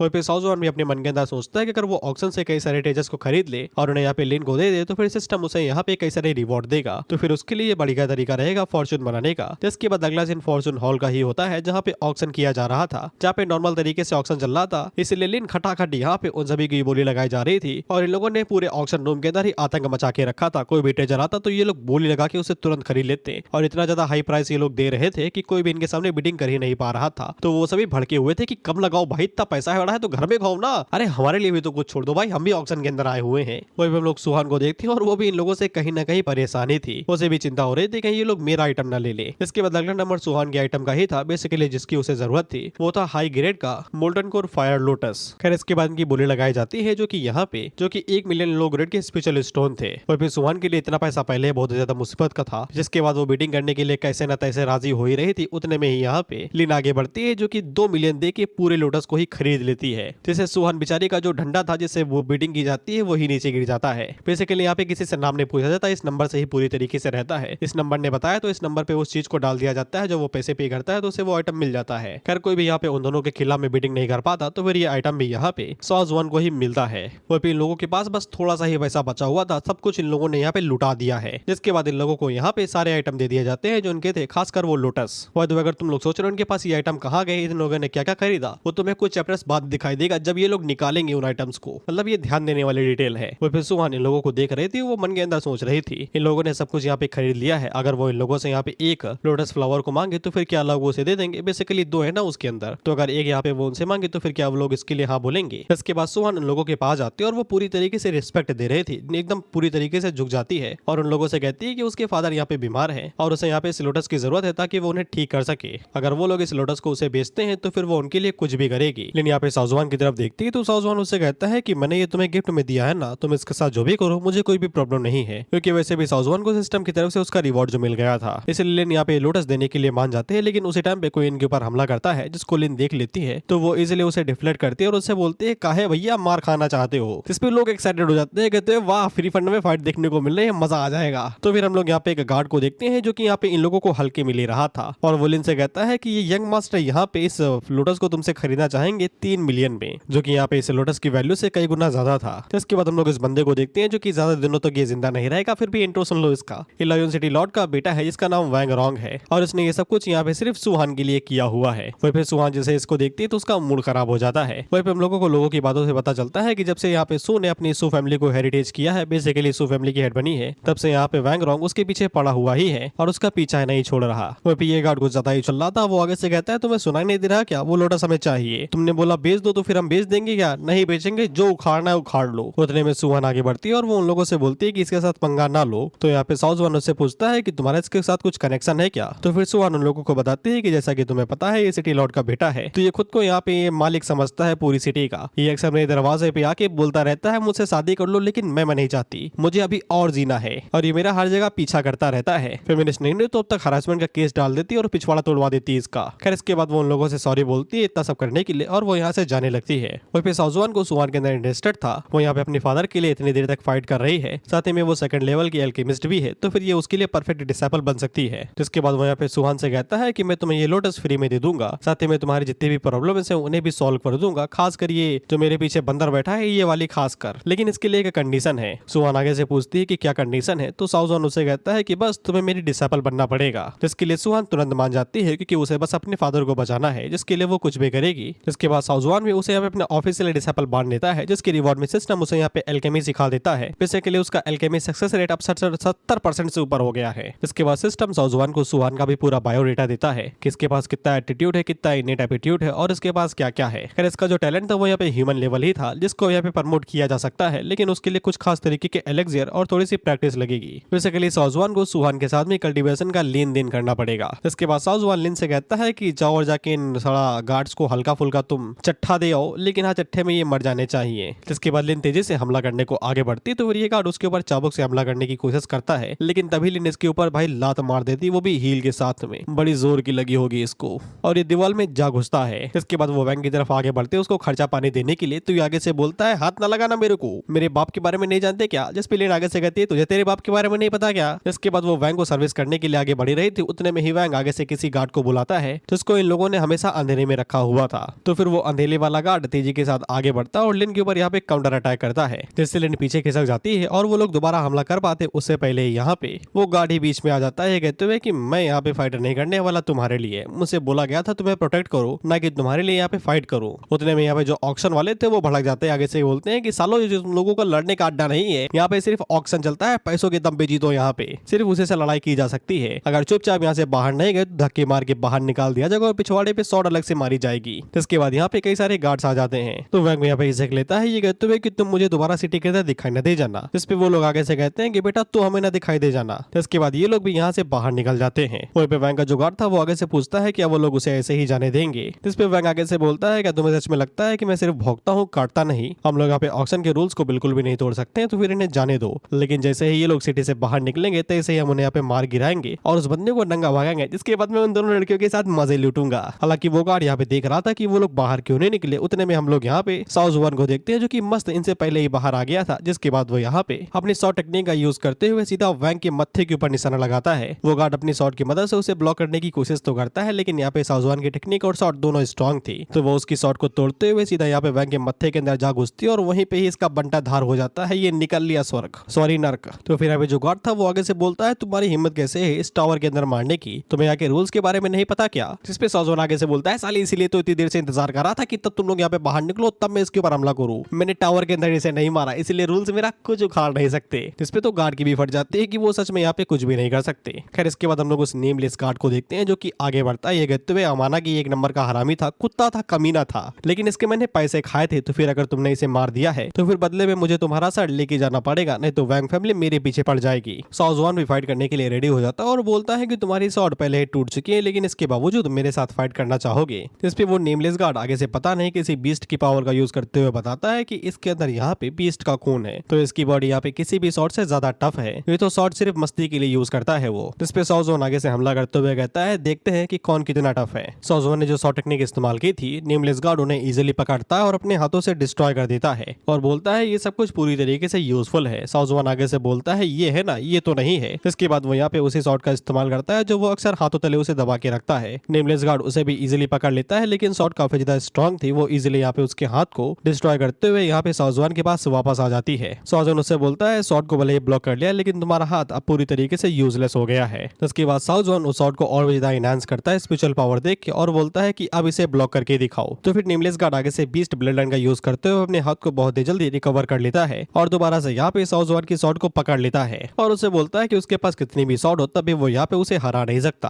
और वो मन के अंदर सोचता है कि यहाँ पे इसकी जितनी भी शॉट्स है सभी पावरफुल है, लेकिन इसकी एनर्जी भी खत्म हो रही है और साथ ही मेरी भी, बहुत ही जल्द मैं थक जाऊंगा। अगर इसने एक और अटैक किया तो फिर मेरा बंटाधार है। लेकिन तभी यहाँ पे वो देखता है कि साउज़ुआन अटैक नहीं कर रहा, तो फिर उसको लगता है कि साउज़ुआन के पास जितनी भी टेक्निक्स थी वो सभी खत्म हो गई हैं। वहीं पे साउज़ुआन अपने मन के अंदर सोचता है कि इसने सही कहा, फिंगर टेक्निक्स बिल्कुल भी काम नहीं आने वाले इसके खिलाफ में, मुझे कुछ और इस्तेमाल करना पड़ेगा। इसपे साउज़ुआन आगे से उसी लोटस को बाहर निकालता है और वो मन के अंदर सोचता है कि ये लोटस अब पहले से कई गुना ज्यादा स्ट्रॉन्ग हो गया है। बेसिकली रिवॉर्ड के बदले में इसे लोटस तो मिला था, लेकिन वो कई ग्रेड ज्यादा था नॉर्मल लोटस के मुकाबले में, तो वो यहाँ पे इस लोटस का इस्तेमाल अपने वेपन को रिफाइन करने वाला था, जिससे वो वेपन को यहाँ पे थोड़ा सा अपग्रेड कर देगा। जिसके बाद वो बिल्कुल ऐसा ही करता है और अपनी शॉट को यहाँ पे अपग्रेड कर देता है रिफाइन करके, और उस शॉट को यहाँ पे फायर ऑफ जॉय नाम देता है। जिसके बाद वो यहाँ पे उसी फायर ऑफ जॉय का इस्तेमाल करते हुए नेमलेस गार्ड के ऊपर हमला करता है और नेमलेस गार्ड से कहता है कि इसे एंजॉय करो। नेमलेस गार्ड उसे भी यहाँ पे पकड़ने की कोशिश करता है, लेकिन शॉट इजीली उसकी कलाई को चीरते हुए पार निकल जाती है। वही पे शायद से इसकी ब्लड लाइन के लिए फायर टाइप और फायर एलिमेंट काफी ज्यादा नुकसानदायक है, तो ये जल्दी से यहाँ पे एक सील्ड बनाता है और दूसरे अटैक को ब्लॉक करने की कोशिश करता है। वही पे नेमलेस गार्ड को भी पता था कि ये ज्यादा देर तक इस अटैक को ब्लॉक नहीं कर पाएगा। वही पे साउज़ुआन आगे से दूसरी टेक्निक का यूज करते हुए सबसे पहले अपनी शॉट को वापस बुलाता है जो उसकी सील्ड को तोड़ देती है। जिसके बाद वो और भी कई सारी शॉट्स को बाहर निकालता है फायर लोटस के साथ में और लगातार, और वो सभी जैसे यहाँ पे नेमलेस गार्ड को लगने वाली थी उतने में ये हार मान लेता है, तो साउज़ुआन अपने अटैक को रोक लेता है। इसके बाद ये बोलता है कि इसने हार मान ली है, तो फिर यहाँ पे साउज़ुआन इसको मार भी सकता है, जैसा चाहे वैसा इसके साथ वो कर सकता है। लेकिन साउज़ुआन इसको कुछ भी नहीं बोलता है, ये कहते हुए कि जाओ अपना दिन जी लो, मैं कुछ भी नहीं बोलता तुम्हें। जिस पे वो भी हैरान होता है, तो वो साउज़ुआन आगे से बोलता है कि अपनी हार मान ली, ये काफी ज्यादा बड़ी बात है, तो फिर मैं तुम्हें बख्श रहा हूँ। जिसके बाद वो कहते हुए चला जाता है कि कभी भी बदला लेने का मन हो तो फिर आ जाना, मेरा नाम साउज़ुआन है। वहीं पे उसे ये भी बता देता है कि अगला नंबर तुम्हारा ही है, तुमने यहाँ पे किसी को बचाने में नाकामयाब हो गए हो तो फिर कोई ना कोई तुमसे बदला लेने के लिए वापस आएगा ही, तो फिर तुम्हें यहाँ पे खुद के सर्वाइवल के बारे में सोचना चाहिए। तब इसे याद आता है कि इसने वैंग को नहीं बचाया और वैंग फैमिली अब इसके पीछे पड़ जाएगी। वहीं पे साउज़ुआन सुहान से कहता है कि यहाँ का मामला खत्म हुआ, चलो तुम्हारे घर चलते हैं तुम्हारे फादर को ठीक करने के लिए। जिसके बाद नेमलेस गार्ड भी यहाँ से भाग जाता है, ये बोलते हुए कि अगर वो यहाँ पे वैंग फैमिली से हैंड से सर्वाइव कर गया तो वो दोबारा यहाँ पे साउज़ुआन से मिलना चाहेगा।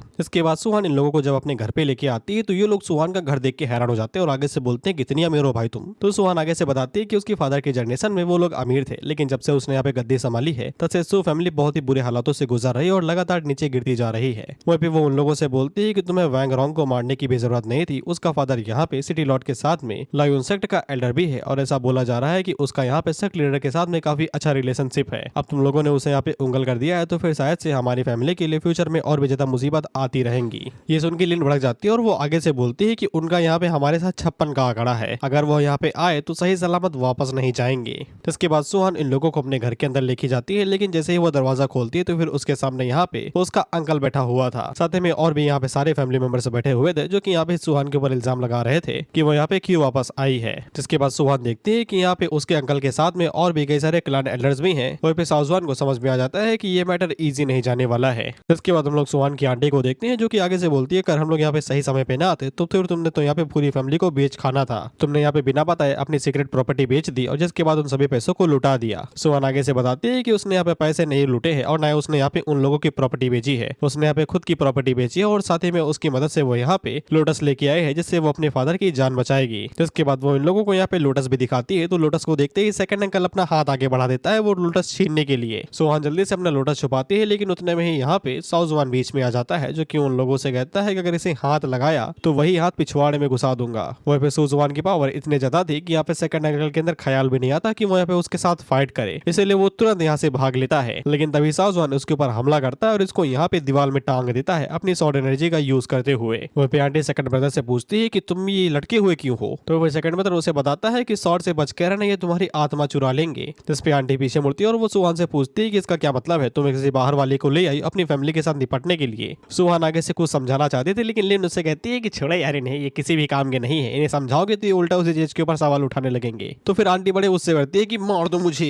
देखो क्या कर सकते हो, मार दो मुझे। जिस पे सुहान इसके पैर के पास में शॉट गिराता है तो उसकी फट जाती है और तुरंत पीछे भागती है। जिसके बाद साउजवान उन लोगों को हिंदी में समझा देता है कि किसी ने भी अगर आगे बढ़ा या फिर कुछ भी करने की कोशिश करी तो ये सारी शॉट्स तुम्हारे शरीर के अंदर घुस जाएंगी। इस पे ये लोग सुहान से कहते हैं कि हम सभी लोग तुम्हारे फैमिली मेंबर्स हैं भाई, हम लोगों का खून का रिश्ता है, तुम किसी बाहर वाले को इस तरीके से हमें बुली थोड़ी ना करने दोगी। सुहान इन लोगों से पूछती है फैमिली, जिस पे आंटी दोबारा चिचिर चिचिर करती है, ये कहते हुए कि हमने तुम्हें 20 साल तक पाला है, इस तरीके से तुम सु फैमिली को रीपे करोगी। जिस पे सुहान अब चिल्लाते हुए कहती है कि तुम्हारी हिम्मत कैसे हुई यहाँ पे आने की और मेरे ऊपर इल्जाम लगाने की। जब मेरे फादर बीमार पड़े तुम में से कोई आया चेक करने के लिए कि वो कैसे हैं, तुम सिर्फ इसलिए आए ताकि ये सभी चीजें बांट सको जो मेरे फादर की थी जब वो यहाँ पे बेहोश थे और वो कुछ बोल भी नहीं सकते थे। तुम सब बस यही चाहते हो कि मेरे फादर जितनी जल्दी मरे उतनी जल्दी तुम यहाँ पे फैमिली के ऊपर कब्जा कर लो। इस पिलन यहाँ पे सुहान को संभालती है, कहते हुए कि बस करो भाई, इनके ऊपर चिल्लाने का कोई फायदा नहीं है। साउजवान सुहान से पूछता है कि तुमने मेरे सेट को ज्वाइन किया है तो फिर मैं तुम्हारे बदौलत इन लोगों को सबक सिखा सकता हूँ, बताओ मैं इनके साथ क्या करूँ, शॉट फेंक के मारूं या फिर पत्थर मारूं,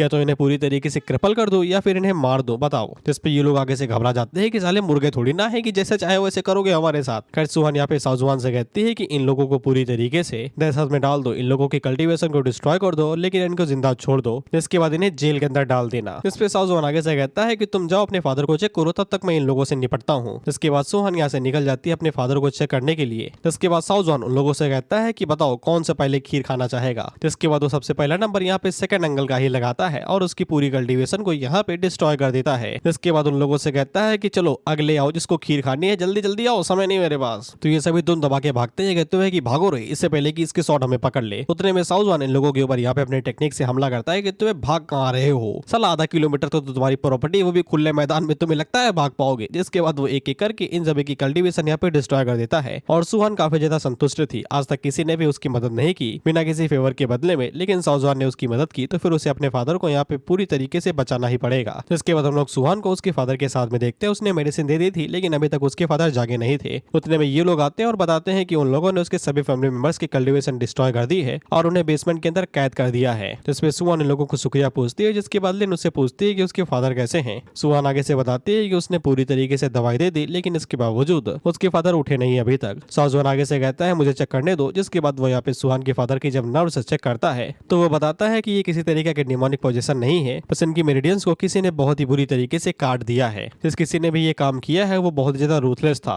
तुम्हारे फादर का स्ट्रॉन्ग मेडिकल कोर होने की वजह से वो अभी तक जिंदा है और लगातार हीलिंग एलेक्सियर की वजह से वो अभी तक सही सलामत रहे हैं और इनका इस तरीके से सर्वाइव करना ही बहुत बड़े अजूबे से कम नहीं है। सुहान आगे से थोड़ा सा टेंशन में आ जाती है तो साउजवान उससे कहता है कि सब कुछ स्टेबल है, चिंता न करो, बस हमें इनकी मेरिडियंस और टेंडेंस को दोबारा रीबिल्ड करना है और इस काम में मुझसे बेहतर कोई भी नहीं है। जिसके बाद साउजवान अपनी कल्टीवेशन को यूज करते हुए सुहान के फादर के जितने भी मेरिडियंस थे उन्हें यहाँ पे पूरी तरीके से रिकवर कर देता है और कुछ ही देर के अंदर सुहान के फादर को होश भी आ जाता है। सुहान अपने फादर से पूछती है कि आप ठीक तो है, तो फिर सुहान के फादर उससे कहते हैं कि ठीक हूँ, लेकिन तभी उन्हें कुछ अचानक से याद आता है और वो उससे पूछते हैं कि तुम्हारा सेकंड अंकल कहाँ पे है, उसने तुम्हारे साथ कुछ गलत तो नहीं किया। जिससे सुहान को समझ में आ जाता है कि उसके फादर की मेरिडियंस को काटने वाला और कोई नहीं उसका सेकंड अंकल ही था। जिसके बाद वो अपनी कहानी को बताते हैं कि वो किसी किसी रिवाइवल पिल के ऊपर काम कर रहे थे, बेसिकली नया फॉर्मूला बना रहे थे जिसके लिए यहाँ पे हाई लेवल की स्किल चलती है और उनकी कल्टीवेशन काफी नहीं थी। तो फिर उन्होंने यहाँ पे अपने भाई को बुला लिया मदद के लिए, लेकिन उन्होंने कभी सोचा भी नहीं था कि उनका भाई उनकी जान का दुश्मन बन जाएगा। और जब वो पिल रिफाइन कर रहे थे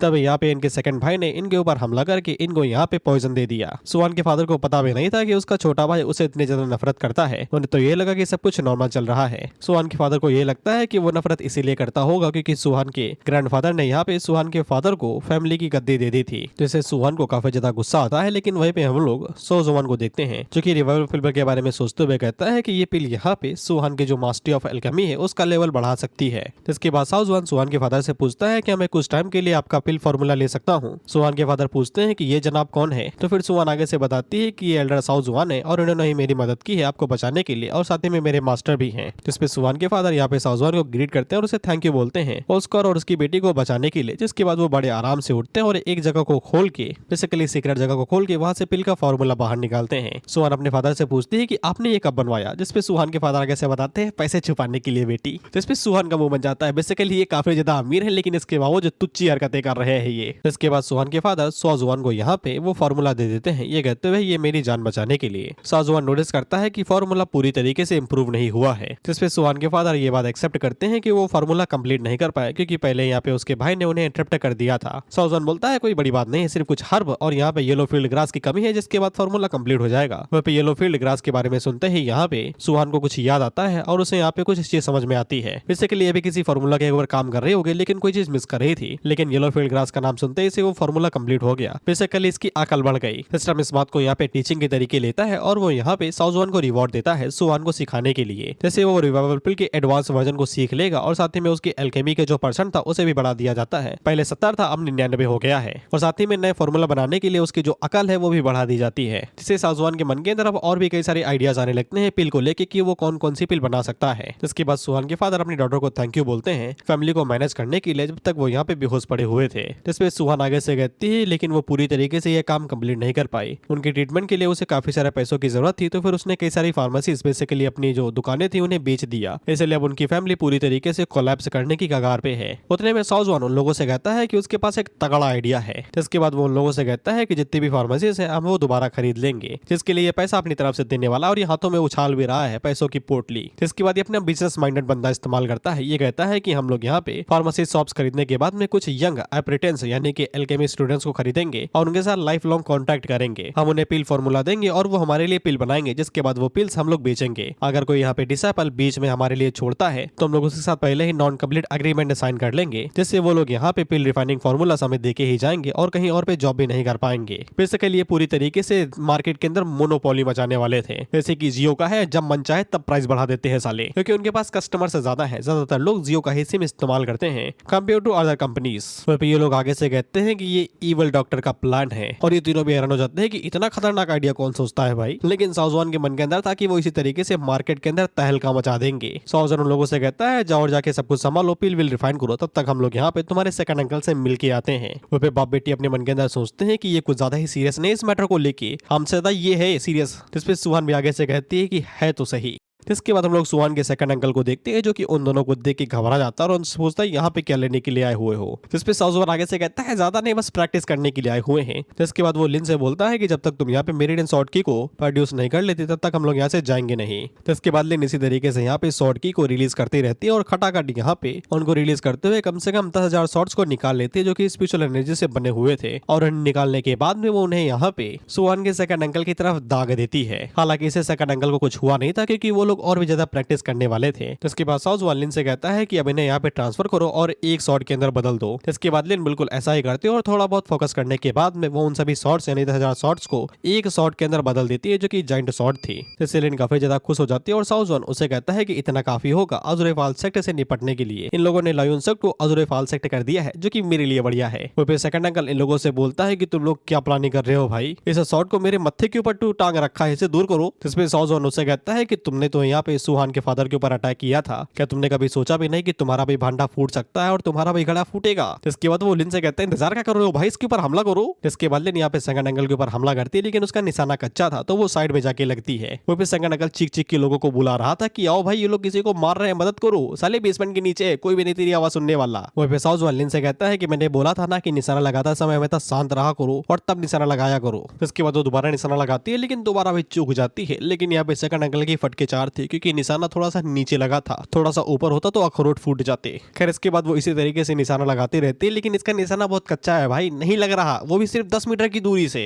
नहीं क्या मतलब, निशाना तो हमारा भाई खराब है, छर्रे वाली गोली से सिर्फ 5 फीट की दूरी पे निशाना नहीं लगा पाते मेले के अंदर। खैर इतने सभी निशाने लगाने के बाद में एक तुक्का लग ही गया था और सेकंड एंगल की फील्डिंग सेट हो गई थी। और यहाँ पे लिन को साउज़वान ने इतना कुछ सिखाया है तो फिर उसे रिवॉर्ड दिए जाते हैं। और सेकंड एंगल का काम खत्म हो गया था, इनका भी बंटा धार था, तो ये लोग बाहर निकल जाते हैं क्योंकि काम खत्म हो चुका था। इसके बाद अगला सीन अज़ुरे फाल सिटी के लीडर का होता है, जहाँ पे हम लोग देखते हैं कि जो गार्ड थे वो यहाँ पे वैंग की सिर्फ बॉडी लेके आए थे, वो भी सिर्फ 3 लोग था। कांधा साले 4 दिया जाता है, तुम 3 में लेके आए हो। खैर वैंग का जो फादर था वो आगे से चीखते हुए कहता है कि किसने किया, नाम वाम पता है, कुछ ऐसे ही चले आए। जो बहुत ज्यादा भड़का हुआ था वो उन लोगों से कहता है कि अगर तुम में से किसी ने पता नहीं लगा कि वो कौन है, कहां से आया, तो फिर मैं तुम लोगों की जिंदगी ले लूंगा उसके बदले, इसलिए जल्दी से पता लगाओ कि वो कौन है। जिस पे वो लोग थोड़ा सा पता लगा लिए थे और उन्हें पता चला था कि यहाँ पे साउज़वान हॉर्मेंग सेक्ट का एल्डर है। साथ में उसने यहाँ पे नेमलेस गार्ड के साथ में फाइट भी की थी, कुछ टाइम के लिए वो टिका, लेकिन बाद में वो भी हार गया, जिसके बाद वो दोनों ही गायब है और वो लोग वहाँ पे कुछ भी नहीं कर सकते थे क्योंकि साउज़वान काफी ज्यादा स्ट्रॉन्ग है। तो वैंग का फादर और भी ज्यादा भड़क जाता है, ये कहते हुए कि साला तुम लोगों को रखा मैंने किस लिए है। फिर जिसके बाद वो इन लोगों के ऊपर ही हमला कर देता है और इन्हें खत्म कर देता है। वो वैंग के फादर को भी पता था कि उसकी स्ट्रेंथ इतनी ज्यादा नहीं है कि वो यहाँ पे साउज़वान के सामने डायरेक्ट भिड़ सके और उसके साथ फाइट कर सके, इसलिए वो अपनी सारी फ्रस्ट्रेशन अपने गार्ड्स के ऊपर निकाल रहा था। ये कहते हुए भाग जाओ यहाँ से। और वो मन के अंदर सोचता है कि अगर उसे यहाँ पे बदला लेना है तो फिर उसे यहाँ पे अज़ुरे फाल सेक्ट से मदद मांगनी पड़ेगी। और वो जाते हुए उन लोगों से कहता है कि वो अज़ुरे फाल सेक्ट के लिए जा रहा है, तब तक वो लोग यहाँ पे एक दावत का इन्विटेशन सही जगहों पे फैला दे और खासकर यहाँ पे सू फैमिली को इन्वाइट करे। वो भी ये पूरा कॉन्फिडेंट था कि यहाँ पे साउज़वान को चीर के फाड़ देगा। जिसके बाद हम लोग सू फैमिली को देखते हैं और इन लोगों के पास भी इन्विटेशन आ गया था। ऑफ कोर्स इन्हें पता था कि यहाँ पे ये पूरी तरीके से ट्रैप है, अगर वो लोग जाएंगे तो फिर ये लोग डिसएडवांटेज के अंदर रहेंगे। टिलन आगे से बोल रही थी कि हम लोगों को सिटी छोड़ के चलना चाहिए और डायरेक्ट अज़ुरे फाल सेक्ट के ऊपर ही हमला बोल देना चाहिए। लेकिन साउज़वान उन लोगों से कहता है कि हम लोग जाएंगे यार, अगर उन लोगों ने इतने प्यार से बुलाया तो हम लोग मना कैसे कर सकते हैं, और ऊपर से खाने की तो बात ही छोड़ो, कितना अच्छा खाना होगा वहाँ पे। तो स्पिलिन थोड़ा सा गुस्से में थी, तो साउज़वान उससे कहता है धीरज रखो यार, मैंने भी कुछ बातें पता की हैं और मुझे पता चला है कि उस दावत के अंदर यहाँ पे लिन युनचन को भी इन्वाइट किया गया है, तो मैं उससे बदला नहीं लेना क्या। लिन युनचन का नाम सुनते ही यहाँ पे लिन का पूरा माथा गर्म हो जाता है, क्योंकि ये वही गद्दार था जिसने यहाँ पे लिन की फैमिली को धोखा दिया था और उसी की वजह से पूरी फैमिली मारी गई थी, सिर्फ लिन बची थी। साउज़वान को ये भी पता है कि यहाँ पे लिन युनचन अज़ुरे फाल सेक्ट के भरोसे ही रहता है, उसी से उसे यहाँ पे पावर मिलती है, तो फिर उसे पकड़ना इजी नहीं होने वाला है। लेकिन इसके बावजूद अगर वो दोनों यहाँ पे हाथ मिला ले बेसिकली साउज़वान और लिन, तो फिर वो लोग इजीली यहाँ पे तबाही मचा सकते हैं उस दावत के दौरान में। जिस पे बेचारी सुहान परेशान थी, वो आगे से मन के अंदर सोचते है कि पता नहीं इन लोगों की वजह से क्या बवाल होगा दावत में। उतने में साउज़वान सुहान से पूछता है कि तुम्हारे मेडिसिन शॉप्स कैसी चल रही है, जिसपे सुहान आगे से बताती है कि सब कुछ बढ़िया चल रहा है। उन लोगों ने यहाँ पे जितनी भी फैमिली शॉप बेची थी उन्हें दोबारा खरीद लिया है, साथ ही में कई सारे डिसेबल्स को भी हायर कर लिया है। अब वो लोग दिन में यहाँ पे 50 बॉटल से ज्यादा बेच रहे हैं और उन्हें बहुत ज्यादा रेवेन्यू जनरेट हो रहा है। हालांकि साउज़वान को लगता है कि ये अभी भी काफी ज्यादा कम है और वो सुहान से पूछता है कि तुम्हें पता चला कि रेवेन्यू कम क्यों है। जिसपे यहाँ पे ऑफ कोर्स सुहान को पता था, वो आगे से बताते हैं कि खास तरीके की पिल्स यहाँ पे ज्यादातर बिकती हैं और जो वो लोग बेच रहे हैं वो ज्यादातर यहाँ पे सिर्फ माइंड और बॉडी के ऊपर फोकस लाने के लिए की जाती हैं, इसलिए उन लोगों को यहाँ पे ज्यादा मुनाफा नहीं हो रहा है। लेकिन इसके बावजूद ये उन लोगों का पहला दिन ही है, लेकिन पहली बार भी सेल काफी ज्यादा बढ़िया रही है। उतने में साउज़वान अपने पास से और भी कई सारे फॉर्मूला बाहर निकालता है, ये कहते हुए कि इन्हें यहाँ पे अपने एल्केमिस्ट के बीच में बांट दो और उन्हें यहाँ पे लॉन्च करो, जिससे सेल और भी ज्यादा बढ़ जाएंगी। जिससे सुहान काफी ज्यादा खुश हो जाती है इतने फॉर्मूलाज को देख के। वो आगे से कहते हैं कि ये तो सभी यहाँ पे काफी ज्यादा इंप्रूव्ड हैं। बेसिकली पहले की पिल्स जो थोड़ा बहुत काम करती थी अब वो कई गुना बढ़ गई हैं और साथ में healing effect, cultivation boost effect ये भी दे रही थी, तो फिर अब इन लोगों को बहुत ज्यादा मुनाफा होगा। जिसपे साउज़वान अपने मन के अंदर सोचता है कि दिन ब दिन आराम से अमीर होने में कितना मजा आता है। वो पीछे सुहान फॉर्मूला सूंघ रही थी। जिसके बाद अगला सीन सीधा यहाँ पे दावत का ही होता है, जब यहाँ पे साउज़वान सुहान की फैमिली के साथ में दावत के लिए जाता है। वो वैंग का जो फादर था वो आगे से झूठी चिंता दिखाता है कि ये कहते हुए कि मुझे तो आपकी बहुत ज्यादा चिंता हुई, अच्छा हुआ कि आप रिकवर कर गए और साथ ही में यहाँ पे आपने सू फैमिली की जितनी भी शॉप्स थी उन्हें भी वापस खरीद लिया और आपकी सेल लेते समय स्काई रॉकेट है। इसके बाद वो साउज़वान की तरफ देखता है और आगे से कहता है कि ये वही बंदा होगा ना जिसने आप लोगों की मदद की है, और साथ ही में सुहान को भी, जिसे वो यहाँ पे ग्रैंड मास्टर का टाइटल पा ली है एल्केमिस्ट के अंदर। साथ ही में लिन के अंकल को भी देखते हैं जिसने यहाँ पे लिन फैमिली को धोखा दिया था। वो साउज़वान की तरफ देखता है कि अच्छा इसीलिए ये पूरी दावत रखी गई है, गेस्ट के रूप में यहाँ पे सभी असैसिन्स को बुला लिया गया है और उन्हें यहाँ पे काफी ज्यादा वेपन भी दिए गए हैं, ताकि वो सभी मिलकर यहाँ पे साउजवान की फील्डिंग सेट कर सके। और तभी उसके नजर लिन के ऊपर पड़ती है और वो लिन को भी पहचान जाता है कि ये यहीं पे लिन फैमिली की डॉटर है जो कि खाई से गिर के बच गई थी। इसके बाद वैंग का फादर उन सभी लोगों को पार्टी के अंदर इन्वाइट करता है, ये कहते हुए कि अंदर आओ। वैंग का जो फादर था वो बातों बातों में ही यहाँ पे ये गुलवाना चाहता था कि सौमेंग की कितनी स्ट्रेंथ है, सॉरी साउजवान की। इसलिए वो पूछता है कि आप यहाँ पे सिर्फ गोल्डन कोर 5th लेवल पे है ना, और साथ में आपके पास कई सारे टैलेंटेड डिसाइपल भी हैं, दो आप अपने साथ लेके आए हैं। वहीं पे जितने भी असासिन थे वो सभी ये बात बड़े गौर से सुन रहे थे। उतने में ही साउजवान उन लोगों से कहता है कि यार तुम लोग मुझे बहुत ज्यादा हीरो समझ रहे हो। इसके बाद वो टल्ली होने की एक्टिंग करता है और उन लोगों से कहता है कि तुम लोगों ने मेरी एबिलिटीज को गलत समझ लिया है। मैं तो सिर्फ गोल्डन स्टेज के 3rd लेवल पे हूँ। मेरी जो पावरफुल स्ट्रेंथ है वो यहाँ पे इसे शॉर्ट से आती है, जो कि पावरफुल ये शॉर्ट है। अगर ये शॉर्ट ना होती तो फिर मेरी स्ट्रेंथ काफी ज्यादा कम रहती और मैं इतना पावरफुल भी नहीं बन पाता। वो लिन और सुवन काफी ज्यादा हैरान थे कि ये साला ऐसे क्यों बड़बोलापन दिखा रहा है, सब कुछ रिवील कर ही दे रहा है हमारे बारे में। वहीं ये लोग यहाँ पे जाने वाले थे, उतने में वैंग का फादर उन्हें रोक लेता है, ये कहते हुए कि कोई तुमसे मिलने के लिए आ रहा है। जिससे साउजवान को समझ में आ जाता है कि वो तो बस इन लोगों के इंटेंशन जानना चाहता था कि वो लोग क्या करने वाले हैं, लेकिन वो तो गलती से इनकी ट्रैप के अंदर फंस गया। इसके बाद वैंग का फादर यहाँ पे एक बक्सा मंगाता है और उस ताबूत के अंदर से कई सारे स्पेशल स्टोन्स को बाहर निकालता है, ये कहते हुए कि मैं तो ये आपको गिफ्ट देना चाहता था ताकि हमारी तुम्हारी दोस्ती गहरी हो सके। वहीं पे साउजवान जैसे स्पेशल स्टोन्स को देखता है तो ये कुत्ते की तरीके पूंछ हिलाने लगता है और उन्हें जाके सूंघने लगता है। ये कहते हुए कि इतना सोना इनको बेच दो तो मैं तो सोने का कवच पहन के घूमूंगा। ये स्पेशल स्टोन्स के अंदर तैर रहा था। वहीं पे वैंग को पूरी तरीके से यकीन हो जाता है कि साउजवान कोई भी मिस्टीरियस फिगर नहीं है और ना ही कोई पावरफुल फिगर है जो हिडन क्लैन से आया हो। वो बस एक छोटे मोटे सेक्ट का कुत्ता है जो कि थोड़े बहुत काम के लिए बाहर निकला है। जिसके बाद वैंग का फादर यहाँ पे साउजवान से कहता है कि मैंने सुना है तुम काफी ज्यादा टैलेंटेड हो और तुम अपने डिसाइपल्स को भी बहुत अच्छे से टीच करते हो, तो फिर तुम्हारे डिसाइपल और मेरे लोगों के बीच में एक छोटा सा कंपटीशन हो जाए और क्यों ना इन स्पिरिचुअल स्टोन्स का इस्तेमाल यहाँ पे सट्टेबाजी के लिए किया जाए, क्या कहते हो। इस पे साउजवान आगे से कहता है कोई बात नहीं है। इसके बाद वो लिन से बोलता है जाओ लठ गाड़ दो। उतने में वैंग का फादर आगे से कहता है अगर ऐसी बात है तो फिर मैं थोड़ा सा और भी ज्यादा सट्टेबाजी में इंटरेस्टेड हूँ, तो मैं थोड़ा सा और पैसा लगाना चाहूंगा। इसके बाद वो एक दूसरा ताबूत यहाँ पे ले आता है जिसके अंदर करीब 10 मिलियन के आसपास लोअर ग्रेड के स्पिरिचुअल स्टोन्स थे। इसे साउजवान को परेशानी होती है क्योंकि उसके पास स्पिरिचुअल स्टोन तो है नहीं, अब वो दाव पे क्या लगाए। तो फिर उसे याद आता है कि उसके पास ये सॉर्ड है ना, जिसके बाद वो सॉर्ड दाव पे लगा देता है, ये कहते हुए ये लो। इस पे वैंग का फादर आगे से कहता है अगर तुमने ये दाव पे लगाई है तो मैं कोई सवाल नहीं पूछूंगा कि ये कितनी महंगी है कितनी सस्ती है। इसके बाद वैंग का फादर आगे से यहाँ पे उन सभी ताबूतों और साथी में सॉर्ड के ऊपर एक कवच लगा देता है ताकि कोई भी इन्हें छुए नहीं जब तक कॉम्पिटिशन खत्म नहीं हो जाता।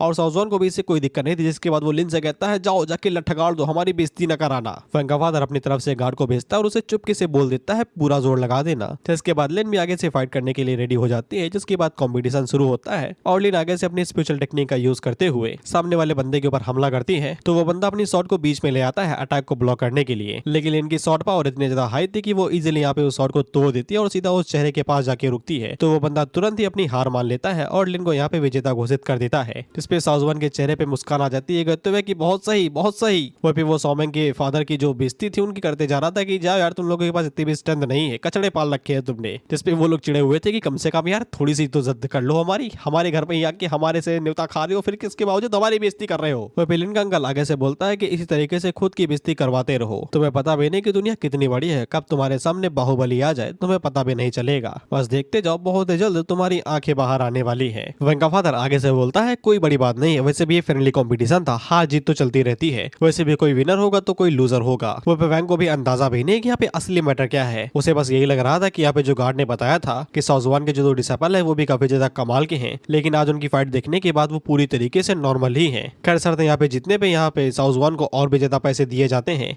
जिसको देख के साउजवान का दिमाग खराब हो जाता है। वो आगे से चीखते हुए कहता है कि और पैसा लगाऊंगा मैं इस बार पूरी धन दौलत लगा दूंगा, वो भी शॉट के साथ में। जिसको देख के वैंग का फादर बड़ा खुश हो रहा था कि लगाओ लगाओ कोई दिक्कत नहीं है। तो इसके बाद वैंग का फादर मेलोडी को आगे भेजता है जो कि उसकी भतीजी है। मेलोडी आगे बढ़ती है और सबसे पहले यहाँ पे ग्रीड करती है। वहीं पे वैंग का फादर अपने मन के अंदर सोचता है कि उसकी भतीजी काफी ज्यादा पावरफुल होनी चाहिए क्योंकि उसने यहाँ पे आउजरे फालेंसेट को ज्वाइन किया है और वहाँ के सबसे बढ़िया शॉट्समैन से वो एक है। ऐसा हो ही नहीं सकता है कि लिन उसे हरा दे, लेकिन तभी इसका पूरा रंग वंग बदल जाता है क्योंकि उसी टाइम पे लिन उसे खास टेक्निक का इस्तेमाल करती है जो साउजवान ने उसे सिखाई थी और उसका इस्तेमाल करते हुए वो मेलोडी के ऊपर दे मारती है और मेलोडी की जो शॉट थी वो एक बार में डिस्ट्रॉय हो जाती है। और जब एनर्जी उसके पास में आती है तब उसे पता चलता है कि ये इन्फिनाइट फ्यूजन ऑफ मीरिडिया है। जिसके बाद वो तुरंत यहाँ पे गिव अप कर देती है अपनी फाइट से और हार मान लेती है, यही बोलते हुए कि इतनी कम उम्र के अंदर इसने यहाँ पे एल्नेट फॉर्मेशन सीखी तो सीखी कैसे। इसलिए दूसरा मैच भी यहाँ पे जीत जाती है, लेकिन अब वो काफी ज्यादा थक चुकी थी और वो अपनी लिमिट पे आ चुकी थी, ज्यादा देर तक वो अब फाइट नहीं कर पाएगी। लेकिन उसी के पीछे हम लोग साउजवान को को देखते हैं जो कि स्पिरिचुअल स्टोन देख के ये बौखला गया था, ये उनके अंदर डूब रहा था, डुबकी मारा 10 साले मुंह कट जाएगा तेरा। वो पे वैंग का फादर अपने मन के अंदर सोचता है कि इसने काफी अच्छा परफॉर्म किया है और इतनी कम उम्र के अंदर इसने बहुत अच्छी परफॉर्मेंस दी और काफी ज्यादा ये टैलेंटेड भी है, लेकिन इसका कोई फायदा नहीं, सब कुछ यहीं पे ही खत्म होगा। इसके बाद हम देखते हैं कि वैंग के पीछे से कोई तो बाहर निकलता और इसको मैं यहाँ पे बिल्कुल भी फेयर बैटल नहीं बोलूंगा। इस तरीके से स्नेक अटैक कौन करता है,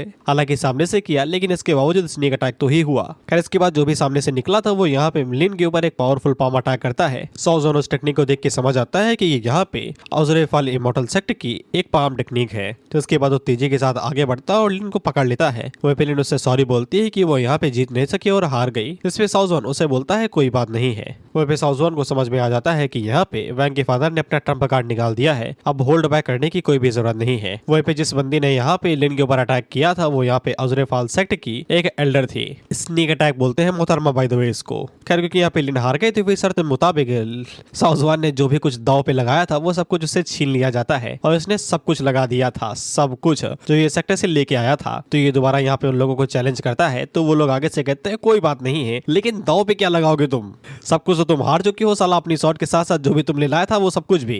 इस पे साउज़वान अपनी तरफ इशारा करते हुए कहता है कि मैं खुद को दाव पे लगाता हूँ, बेसिकली ये अपनी आजादी दे रहा है।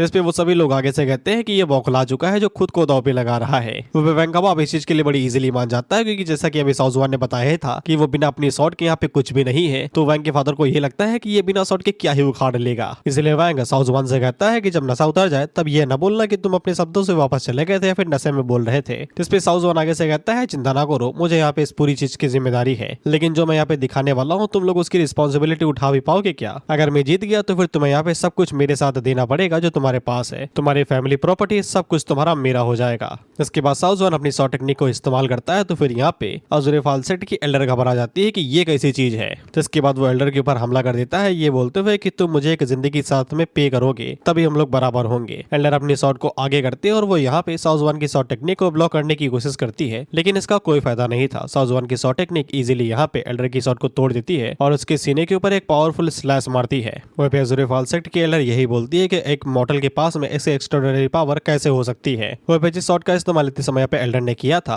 साउज़वान के अटैक को ब्लॉक करने के लिए वो काफी ज्यादा पावरफुल डिवाइन वेपन था जो कि यहाँ पे नासनसोर रियलम के फुल फोर्स अटैक को भी ब्लॉक कर लेता, लेकिन वो यहाँ पे साउज़वान के अटैक के सिंगल स्ट्राइक को भी नहीं ब्लॉक कर पाया। और जब वो सोच रही थी कि वो आगे क्या करे उतने में ही साउज़वान उसके ऊपर दूसरी अटैक मार देता है ये कहते हुए ये भी तो लो। जैसे स्लैश यहाँ पे एल्डर के ऊपर लगता है तो वैंग घबरा जाता है कहते हुए कि मेरी जूनियर सिस्टर एक ही सेक्ट के हैं ना दोनों, और वो जल्दी से आगे बढ़ के उसे हवा में पकड़ लेता है और उसे पूछता है कि तुम ठीक तो हो। इसके बाद साउज़वान वैंग के फादर से बोलता है कि तुम भी यहाँ पे ऑज़रेफाल सेक्ट के डिसाइपल हो ना, वैसे भी मैंने तुम लोगों की पाम टेक्निक को सीख लिया है तो फिर इसको एक स्टेटस मान लिया जाएगा, तो फिर तुम्हें आज मार देने से मैं यहाँ पे पूरी तरीके से जस्टिस करने वाला हूँ। बेसिकली इसने जो स्टेटस बोला ये इसका इस्तेमाल करेगा अब ऑज़रेफाल सेक्ट में जाने के लिए, क्योंकि वहीं पे ही तो असली बदला लिया जाएगा ना, उनको तो वो फोकट में निपटा रहा है किस्ते के तौर पे। खैर वैंग के फादर को समझ में आ जाता है कि होल्ड बैक करने का कोई फायदा नहीं है, तो वो अपने सभी असैसिन से कहता है खाना पीना हो गया ना, आप काम धंधा करो, बाहर निकलो और इसके ऊपर हमला करो, किस बात का इंतजार कर रहे हो। जिस पे वो सभी बाहर निकलते हैं और साउज़वान के ऊपर हमला करते हुए कहते हैं कि चलो इसे सिखा देते हैं कि हम लोगों से भिड़ने का क्या अंदाजा होता है, आज तुम अपने यहाँ पे किसी एकदम भयानक दुश्मन से मिल चुके हो। वहीं पे लोग सुहान और उसके फादर को देखते हैं जो कि लिन को लेके साइड में आ जाते हैं। वहीं पे सुहान के फादर काफी ज्यादा घबराए हुए थे कि अब क्या होगा। वहीं पे साउज़वान उन लोगों को बिल्कुल भी हल्के में ले रहा था, उन लोगों से कहता है कि अच्छा तुम सभी लोग गोल्डन एनर्जी लेवल पे हो, कोई बात नहीं है, आज मैं वैसे भी तुम सभी को यहीं पे निपटाने वाला हूँ। ये टोटल 30 असैसिन्स है यहाँ पे, मैं तुम्हें बता दूं पहले ही। जिसके बाद साउज़वान अपनी खास टेक्निक का इस्तेमाल करता है इनफिनाइट फ्यूजन ट्रांसफॉर्मेशन, जिसके बाद वो एक एक करके वहाँ पे जितने भी असैसिन्स आते हैं वो उनके ऊपर हमला करता है। वो पे वैंग का फादर अपने मन के अंदर सोचता है कि एक अकेला यहाँ पे कल्टीवेटर 30 गोल्डन कोर रियलम के कल्टीवेटर के खिलाफ क्या ही कर पाएगा। जिसके बाद वो भी अपने पास से यहाँ पे एक और चीज बाहर निकालता है जो उसने खास यहाँ पे ऑज़रेफाल सेक्ट के यहाँ पे ग्रैंड मास्टर से ली है। वो पे लिन को जैसे ही वो सॉर्ड एनर्जी महसूस होती है तो वो तुरंत उस सॉर्ड एनर्जी को पहचान जाती है। वहीं पे हम लोग वैंग के फादर को देखते हैं, वो तो इस सॉर्ड एनर्जी को अपना ही बता रहा था, ये कहते हुए कि ये पावरफुल सॉर्ड एनर्जी है जो कि किसी भी मिस्टिक आयरन को यहाँ पे सप्रास कर सकती है और उसे हरा सकती है, और ये किसी भी नासन सोल रियलम के कल्टीवेटर को इजीली हरा सकती है। तो लिन हम लोगों को बताती है कि ये जो सॉर्ड एनर्जी आ रही है वो और कोई नहीं बल्कि लिन की फैमिली से है। वैसे कि ऑज़रेफाल सेक्ट ने यहाँ पे लिन की फैमिली के ऊपर हमला किया था, तब उन लोगों ने यहाँ पे उस स्पिरिचुअल माइंड के साथ साथ यहाँ पे लिन फैमिली की सॉर्ड एम्ब्रियो को भी ले लिया था। बेसिकली वो डायरेक्ट इसे टीम नहीं कर पाए थे, लेकिन इसकी एनर्जी को उन लोगों ने यहाँ पे हार्नेस कर लिया था हजारों लोगों के ब्लड सेक्रीफाइस को देख के, जिसकी मदद से वो लोग इस पावर को यहाँ पे यूज कर पा रहे हैं। हालांकि लिन को इस एनर्जी के अंदर महसूस हो रहा है कि उसकी फैमिली की ब्लड लाइन अभी भी जिंदा है जो कि यहाँ पे इन्हें रजिस्टर कर रही है। बेसिकली लिन फैमिली की एंसेस्ट्रल सॉर्ड एम्ब्रियो अभी भी यहाँ पे जिंदा है, जो अज़ूरिफाल सेक्ट के हाथों में अभी भी नहीं गई है। वेपिलियन को काफी ज्यादा गुस्सा आता है कि ये लोग यहाँ पे उसकी फैमिली की सॉर्ड को अपना बता रहे हैं, और अब जाके साउजॉन को समझ में आ जाता है कि सिस्टम ने क्यों बताया था कि ये तब अपनी इंडियन बॉडी को अवेकन कर पाएगी जब यहाँ पे लिन फैमिली के सॉर्ड एम्ब्रियो को ये हासिल करेगी। खैर इसके बाद लोग वैंग के फादर को देखते हैं, जो कि उसी भाड़े पे ली गई पावर का इस्तेमाल करते हुए साउजवान के ऊपर हमला करता है। तो फिर वो सॉर्ड एनर्जी साउजवान की जो भी यहाँ पे स्पिरिचुअल एनर्जी थी और सॉर्ड्स थे उनको डिस्ट्रॉय करते हुए लगातार साउजवान की तरफ आगे बढ़ने लगती है। लेकिन साउजवान यहाँ पे वैंग के फादर को थैंक यू बोलता है, क्योंकि उसी की वजह से उन लोगों को इस सॉर्ड एम्ब्रियो के बारे में पता चल पाया। जिसके बाद वो साइड में हट के सॉर्ड एनर्जी को अवॉइड करता है और साथ ही में यहाँ पे अपनी सॉर्ड को बाहर निकालता है, जिसको देख के यहाँ पे वैंग का फादर रहना हो जाता है। वो मन के अंदर सोचता है कि मैं तो इसे जीत गया था ना। इसके बाद जब वो पीछे मुड़ के देखता है तो वो सॉर्ड अभी भी यही थी। तो इसका मतलब ये है कि साउजवान के पास उसी तरीके की दो सॉर्ड्स हैं, बेसिकली एक ही बराबर हैं, लेकिन दो तरीके से इस्तेमाल की जा सकती हैं। एक भी बन सकती है लेकिन अलग अलग ज्यादा बेहतर रहेगा। इसके बाद साउजवान उसके आधे हिस्से को इस्तेमाल करते हुए कहता है कि ये पावर काफी ज्यादा है, क्योंकि ये एम्ब्रियो से आई हुई पावर है जिसको काफी ज्यादा हार्नेस किया गया है। लेकिन साउजवान के पास भी जो सॉफ्ट सॉर्ड है, साथ में जो ट्रेजर लेवल की अर्थ रैंक एबिलिटी है और साथ में जो सॉर्ड मास्टरशिप है, उसके साथ में ये काफी ज्यादा स्ट्रॉन्ग हो जाती है। तो इसके बाद वो अपनी सॉर्ड को आगे भेजता है, जो कि इजीली यहाँ पे एम्ब्रियो वाले सॉर्ड एनर्जी को बहुत ही इजीली ब्लॉक करती है और उसको चीरते हुए आगे बढ़ती है। जिसके बाद वो यहाँ पे एक तगड़ा धमाका करती है और जो भी असैसिन जो उठने की कोशिश कर रहे थे वो इस धमाके की चपेट में ही आ जाते हैं। और ऑफ कोर्स इस फाइट का विजेता यहाँ पे साउजवान ही था, जो कि उन लोगों से कहता है कि खेल खत्म तुम लोगों का, लेकिन मुझे अभी मजा नहीं आ रहा है। इसके बाद हम लोग वैंग को देखते हैं, जो कि यहाँ से भागने की फिराक में था, क्योंकि उसे समझ में आ गया था कि वो साउजवान के खिलाफ में जीत नहीं सकता है। तो वो तुरंत यहाँ से भाग लेता है। उतने में ही साउजवान दोबारा यहाँ पे स्पेशल शॉट्स को बाहर निकालता है, ये बोलते हुए भागने की कोशिश कर रहे हो क्या तुम्हें सच में लगता है कि आज तुम भाग भी पाओगे? इसके बाद साउजवान वैंग के फादर के ऊपर स्पेशल शॉट से हमला कर देता है। वैंग का फादर आगे से बोलता है कि ना करो जनाब, लेकिन उतने में ही यहाँ पे हमें सिर्फ चीखों की आवाज सुनाई देती है, क्योंकि कई सारी शॉट से तो शरीर के अंदर घुस रही होंगी ना, एक एक करके तो ज्यादा चीख रहा था। तो इसके बाद हम लोग यहाँ पे लिन के अंकल को देखते हैं, जिसने यहाँ पे लिन फैमिली को धोखा दिया था। वो भी जब ये वैंग को मरा हुआ देखता है तो इसकी भी फट जाती है। जिसके बाद साउजवान और लिन इसकी तरफ आगे बढ़ने लगते हैं इसके हिसाब किताब बराबर करने के लिए। वो लिन का अंकल आगे से चीखते हुए कहता है कि मुझे ना मारो, जिसपे साउजवान उसके पैर के ऊपर पैर रखते हुए कहता है कि मैं तुम्हें थोड़ी ना मारूंगा यार, ये तुम्हें मारेगी, जरा पहचानने की कोशिश करो, 7 करोड़ मिलेंगे। जिसके बाद लिन भी उसके ऊपर हमला करते हुए कहती है कि मुझे पहचाना नहीं क्या, याद करो मेरी आंखें यहाँ पे ना उम्मीद और उम्मीद दोनों से भरी हुई थी, याद करो भाई। जिस पे लिन का अंकल थोड़ा सा बुद्धि लगाता है तो फिर उसे याद आ जाता है, लेकिन तब तक लिन ने अपनी शॉट चला दी थी, तो फिर इसके याद आने का भी कोई फायदा नहीं था, ये ऐसे ही निपट जाता और इसका भी बंटा धार था। और लिन इसे बोलती है कि याद तो कर लिया, लेकिन अनफॉर्चुनेटली तुम्हें कोई रिवॉर्ड नहीं मिलेगा। जिसके बाद साउजवान लिन से कहता है कि अगली बार जब भी तुम अपनी शॉट का इस्तेमाल करना तो फिर इस तरीके से यहाँ पे ताकतवर स्लैश ना करना। जब भी तुम्हें एनिमी को यहाँ पे हराना हो या फिर उनसे बदला लेना हो तो फिर इस तरीके से जल्दी मौत नहीं दी जाती है, थोड़ा थोड़ा करके काटा जाता है, जिससे उन्हें यहाँ पे तकलीफ हो और तुम्हें यहाँ पे संतुष्टि मिले। तो लिन आगे से कहती है कि ऐसा भी करते हैं क्या, थैंक यू ये सिखाने के लिए, क्या सिखा रहा है भाई तू उसको? और फिर सुहान का फादर सुहान से पूछता है कि ये सच में सीरियस पर्सन है ना, मुझे तो बिल्कुल भी नहीं लग रहा। इसमें सुहान आगे से कहती है कि मुझे भी नहीं पता डैडी। इसके बाद साउजन उन लोगों से कहता है कि वैंग के फादर ने सारी जायदाद मेरे नाम कर दी थी, इसलिए आपसे मैं सिटी का लॉर्ड हूँ, साथ ही में इसके जितने भी ट्रेजर है वो सब कुछ मेरा हुआ। इसके बाद वो सुहान से कहता है कि सबको संभालने में मेरी मदद करना, ठीक है? इसके बाद वो लिन से कहता है कि चलो हम लोग चलते हैं यहाँ पे अज़ूरिफाल सेक्टर से मिलने के लिए। इसके बाद हम लोग भाग के अज़ूरिफाल सेक्टर पे आ जाते हैं, जहाँ पे हम लोग अज़ूरिफाल सेक्टर के लीडर को देखते हैं, जो कि आराम से बैठ के लिन फैमिली के सॉर्ड एम्ब्रियो को टेम करने की कोशिश कर रहे थे, जिसके लिए वो बहुत ज्यादा कड़ी मेहनत कर रहे थे। तो इसको टेम करने के लिए ये लोग करीब 10 सालों से कोशिश कर रहे थे, लेकिन आज तक यहाँ पे लिन फैमिली की सॉर्ड एम्ब्रियो ने कभी भी यहाँ पे अपने घुटने नहीं टेके। तो इसके बाद वो इसको आखिरी बार ट्राई कर रहे थे, जिसके बाद वो ट्राई करना छोड़ देंगे।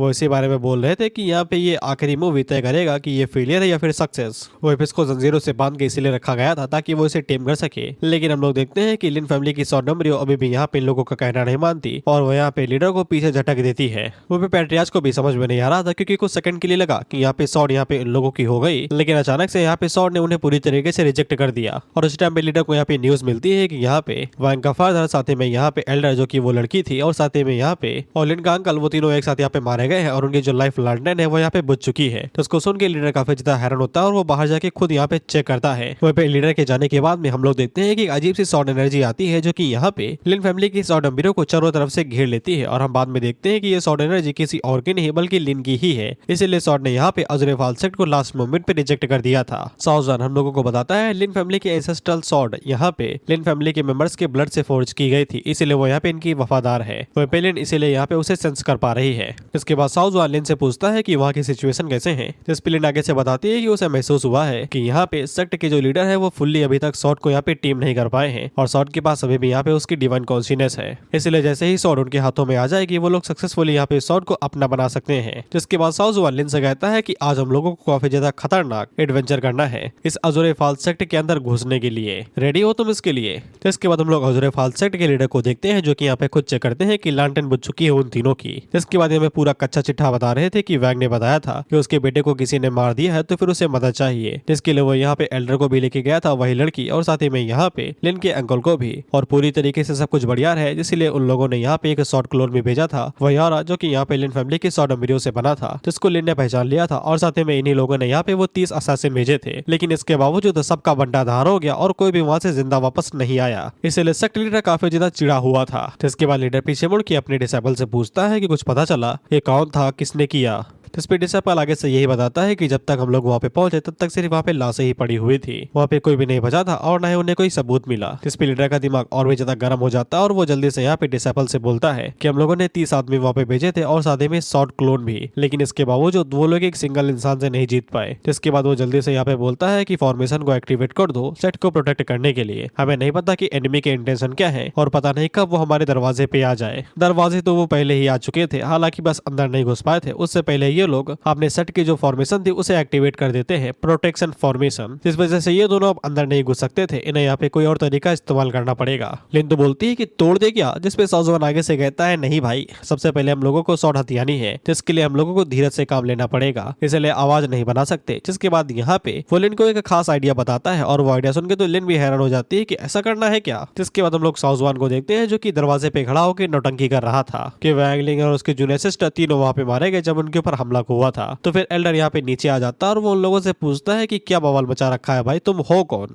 जिसपे शाओ जुआन आगे से कहता है कि वो यहाँ पे लिन का गार्डियन है और लिन यहाँ पे उसके अंकल की नाजायज औलाद है। और जब वो लोग यहाँ पे अंकल को ढूंढ रहे थे तब अचानक से उनके ऊपर हमला हो गया और साथ में वैंग और जितने भी लोग थे वो सभी लोग उस हमले के अंदर मारे गए। लीडर को इस बात के ऊपर बिल्कुल भी यकीन नहीं होता है कि यहाँ पे लिन के अंकल की कोई नाजायज औलाद भी हो सकती है, इसलिए वो यहाँ पे ब्लड को टेस्ट करता है। सबसे पहले वो लिन के ऊपर हमला करता है और उसके ब्लड को निकाल के एक प्लेट के ऊपर डालता है, जो कि यहाँ पे बता सकते थे कि खून के रिश्ते हैं या नहीं। और वो ब्लड यहाँ पे बता देती है, सॉरी वो प्लेट बता देती है कि लिन यहाँ पे सच में उसके अंकल की ही बेटी है। अबे जब ब्लड लाइन ही सेम है तो फिर सब कुछ सेम ही तो रहेगा। बाय द वे लीडर को ये लगता है कि लिन फैमिली पूरी तरीके से खत्म हो चुकी है, कोई भी उनका वंशज नहीं बचा है, सिर्फ लिन का अंकल ही है जो कि जिंदा बचा था। अगर उसकी कोई लेजिटिमेट डॉटर है तो फिर ब्लड मैच कर जाना चाहिए। और इसी बदौलत लीडर को यकीन हो जाता है यहाँ पे शाओ जुआन की पूरी बातों के ऊपर कि लिन यहाँ पे उसके अंकल की नाजायज औलाद है। जिसके बाद शाओ जुआन झूठा बहाना देता है कहते हुए कि उस अकेले इंसान ने 30 लोगों को हरा दिया, इसलिए हम लोग यहाँ पे रिफ्यूजी लेने के लिए आए हैं, कम से कम आप तुम्हें प्रोटेक्ट कर सके, लिन के अंकल की डॉटर के पीछे ना हो। उतने में लिन यहाँ पे लीडर से कहती है कि उसने यहाँ पे अपने फादर यानी कि अंकल से सुना है कि वो बार बार यहाँ पे ब्लैकलिस्ट का सामना कर रहा है जब वो यहाँ पे लिन फैमिली की शॉर्ट एम्ब्रियो को रिफाइन करने की कोशिश कर रहा था। इसलिए वो लगातार कोई तरकीब ढूंढ रही थी ताकि वो यहाँ पे उन लोगों की मदद कर सके लिन फैमिली की शॉर्ट एम्ब्रियो को रिफाइन करने में। जिसके बाद वो सेक्ट लीडर को बताते हैं कि पता नहीं मेरे फादर ने आपको बताया कि नहीं, लेकिन लिन फैमिली के अंदर यहाँ पे एक खास ब्लड लाइन है जो सिर्फ उस लेजेंडरी शॉर्ट को रिफाइन कर सकती है, जो generation to generation pass down की जाती है। जिसके बाद वो सेक्ट लीडर को शॉर्ट एम्ब्रियो के बारे में पूरी जानकारी देती है कि सिर्फ लिन फैमिली के लोग ही यहाँ पे उस शॉर्ट को कंट्रोल कर सकते हैं, उनके अलावा और कोई भी नहीं। अगर करने की कोशिश करेगा तो फिर उसे ब्लैक लैश का सामना करना पड़ेगा। इसलिए लीडर को लिन के ऊपर अब और भी ज्यादा यकीन हो जाता है क्योंकि यहाँ पे लिन को लिन फैमिली के हेरिटेज के बारे में पता था। जिसके बाद लीडर यहाँ पे लिन से कहता है मुझे पता वो मेथड जिसकी मदद से हम लोग उस शॉर्ट को रिफाइन कर सकते हैं, और हाँ कोई भी होशियारी करने के बारे में सोचना भी नहीं, तुम्हें पता भी नहीं चलेगा कि तुम्हारी मौत कब हो गई। जिसके बाद लिन यहाँ पे वो मेथड दिखाती है जिससे यहाँ पे शॉर्ट को रिफाइन किया जा सकता है। तो फिर सेक्ट लीडर आगे से उस मेथड को दिखता है और उसे पता चल जाता है कि यही तरीका है शॉर्ट को यहाँ पे रिफाइन करने का, जो कि धीरे धीरे करके शॉर्ट की रिफाइनिंग को बदल देगी। हालांकि इसमें भी कुछ साइड इफेक्ट है लेकिन इतने ज्यादा बड़े नहीं है, इसलिए वो उन दोनों को यहाँ पे सेक्ट के अंदर वेलकम कर लेता है। वहीं पे उन दोनों के जाने के बाद में वो अपने सर्वेंट से कहता है कि वो कुछ टाइम के लिए बाहर जाने वाला है। 29 एल्डर्स की मौत हुई है तो फिर वो जाके चेक करेगा, शायद से उसे कुछ पता चल जाए। और जब तक वो सेक्ट के अंदर नहीं रहता है तब तक फॉर्मेशन लगातार चालू रहेगी और कोई भी अंदर नहीं आ सकता, यहाँ तक कि एक मक्खी भी नहीं। और हाँ इन दोनों के लिए कोई कमरे का इंतजाम करा दो। वहीं पे शाओ जुआन बुड्ढे की पूरी बातें सुन रहा था और वो मन के अंदर सोचता है कि बुड्ढा तो हमारे लिए खुद ही इतनी बड़ी अपॉर्चुनिटी क्रिएट कर रहा है, अब मैं इसको कैसे ना अपनाऊं। इसके बाद अगला सीन रात का होता है जब हम लोग देखते हैं कि शाओ जुआन दोबारा लिन के साथ में लेनी देनी का काम कर रहा था, बेसिकली अपनी कल्टीवेशन ट्रांसफर कर रहा था, जिससे लिन फाउंडेशन एस्टेब्लिशमेंट की फर्स्ट स्टेज पे आ जाती है। वहीं पे शाओ जुआन को भी सिस्टम की तरफ से 600 दिनों का कल्टीवेशन रिवॉर्ड मिलता है। वहीं पे शाओ जुआन लिन को पहले ही बता देता है कि तुम अब यहाँ पे फाउंडेशन एस्टेब्लिशमेंट की फर्स्ट लेवल पे आ गई हो। जैसे ही तुम्हारे हाथों में लिन फैमिली की शॉर्ट एम्ब्रियो आ जाएगी, तैसे ही तुम यहाँ पे इनेट शॉर्ट बॉडी को अवेकन कर लोगी। लिन को अभी भी नहीं पता था कि ये इनेट शॉर्ट बॉडी क्या होती है, तो साउजॉन उसे अभी भी नहीं पता था। ये कहता है कि तुम खुद समझ जाओगी, तब तुम्हारे पास शॉर्ट इनेट बॉडी अवेकन होगी। रात के टाइम जब हर कोई सो रहा था, तब ये जाग उठते हैं। और फिर साउजॉन लिन से पूछता है कि तुम्हें पक्का यकीन है ना कि तुम बता सकती हो कि तुम्हारी शॉर्ट एम्ब्रियो कहाँ पे है। जिस पे लिन आगे से कहती है भरोसा रखो, एकदम बता सकती हो कहाँ पे है वो। जिसके बाद वो यहाँ पे साउजॉन को रास्ता दिखाते हुए उस जगह पे ले जाते हैं जहाँ पे शॉर्ट को रखा गया था। वहाँ का जो गार्ड था वो मस्त सो रहा था। लिन आगे से कहते हैं इसको निपटा दे क्या, जिसपे साउजॉन आगे से कहता है सोने दो बेचारे को, नींद आई है, सोते हुए को परेशान नहीं करते। सही बात है, लेकिन ये बात मेरे घर वालों को कौन बताए, साले पंखा बंद कर देते हैं। और तुम्हें तो पता है लड़नों की बात, आधी तूफान आ जाए जमीन ढह जाए आंखें नहीं खुलेंगी, लेकिन पंखा बंद हो जाए तुरंत खुल जाती हैं। खैर इसीलिए वो लोग सोते हुए को परेशान ना करो, उसे इग्नोर करते हुए सीधा कमरे के अंदर चले जाते हैं जहाँ पे उन्हें शॉर्ट मिल जाती है जिसको बांध के रखा गया था, कहीं भाग ना जाए बेचारी। साउजॉन लिन से कहता है कि तुम आराम से इसे रिफाइन करो और मैं तुम्हें देखता हूँ कि तुम्हें कोई परेशान ना करे। तुम बेफिक्र होकर रिफाइन करो, तुम्हें कोई भी परेशान करने के लिए नहीं आएगा, मैं प्रॉमिस करता हूँ। तो फिर लिन वहीं पे बैठ जाती है और शॉर्ट को रिफाइन करना शुरू कर देती है। हालांकि लिन जब उसे रिफाइन करने की कोशिश करती है तो शॉर्ट यहाँ पे ब्लैक लैश करती है। इस वजह से नहीं क्योंकि शॉर्ट उसके पास जाना नहीं चाहती, बल्कि इस वजह से क्योंकि यहाँ पे अजरेफाल सेक्ट लीडर ने यहाँ पे इसे रिफाइन करने की कोशिश की थी। तो फिर कुछ रिमेंट्स अभी भी यहाँ पे शॉर्ट के अंदर बाकी थे जो कि अब लिन को यहाँ पे ब्लैक लैश दे रहे थे, उसे रिजेक्ट कर रहे थे। इसलिए लिन को अब थोड़ी सी ज्यादा मेहनत करनी पड़ेगी शॉर्ट को टेम करने के लिए। उतने में ही जो गार्ड यहाँ पे सो रहा था वो जाग उठता है आवाज की वजह से और वो इन लोगों से पूछता है कि यहाँ पे क्या कर रहे हो तुम लोग। जिसके बाद वो यहाँ पे एक प्लेट को तोड़ता है जिसे पूरे सेट के अंदर सिग्नल चला जाता है कि घुसपैठिए आ गए हैं। तो सभी लोग अब जाग जाएंगे और यहाँ पे साउजॉन को फाइट करनी पड़ेगी उन सभी लोगों के साथ में। और इसी के साथ ये एपिसोड यहीं पे ही खत्म होता है। मैं इसे करने का आप नहीं करता कि फाइट के बीच में यहाँ पे वीडियो को छोड़ दूं, लेकिन क्या करूं, आधे घंटे पूरे हो चुके और मेरी दिहाड़ी यहीं पे ही खत्म होती है। मैं चला, टाटा बाय बाय, तुम अपना देख लो।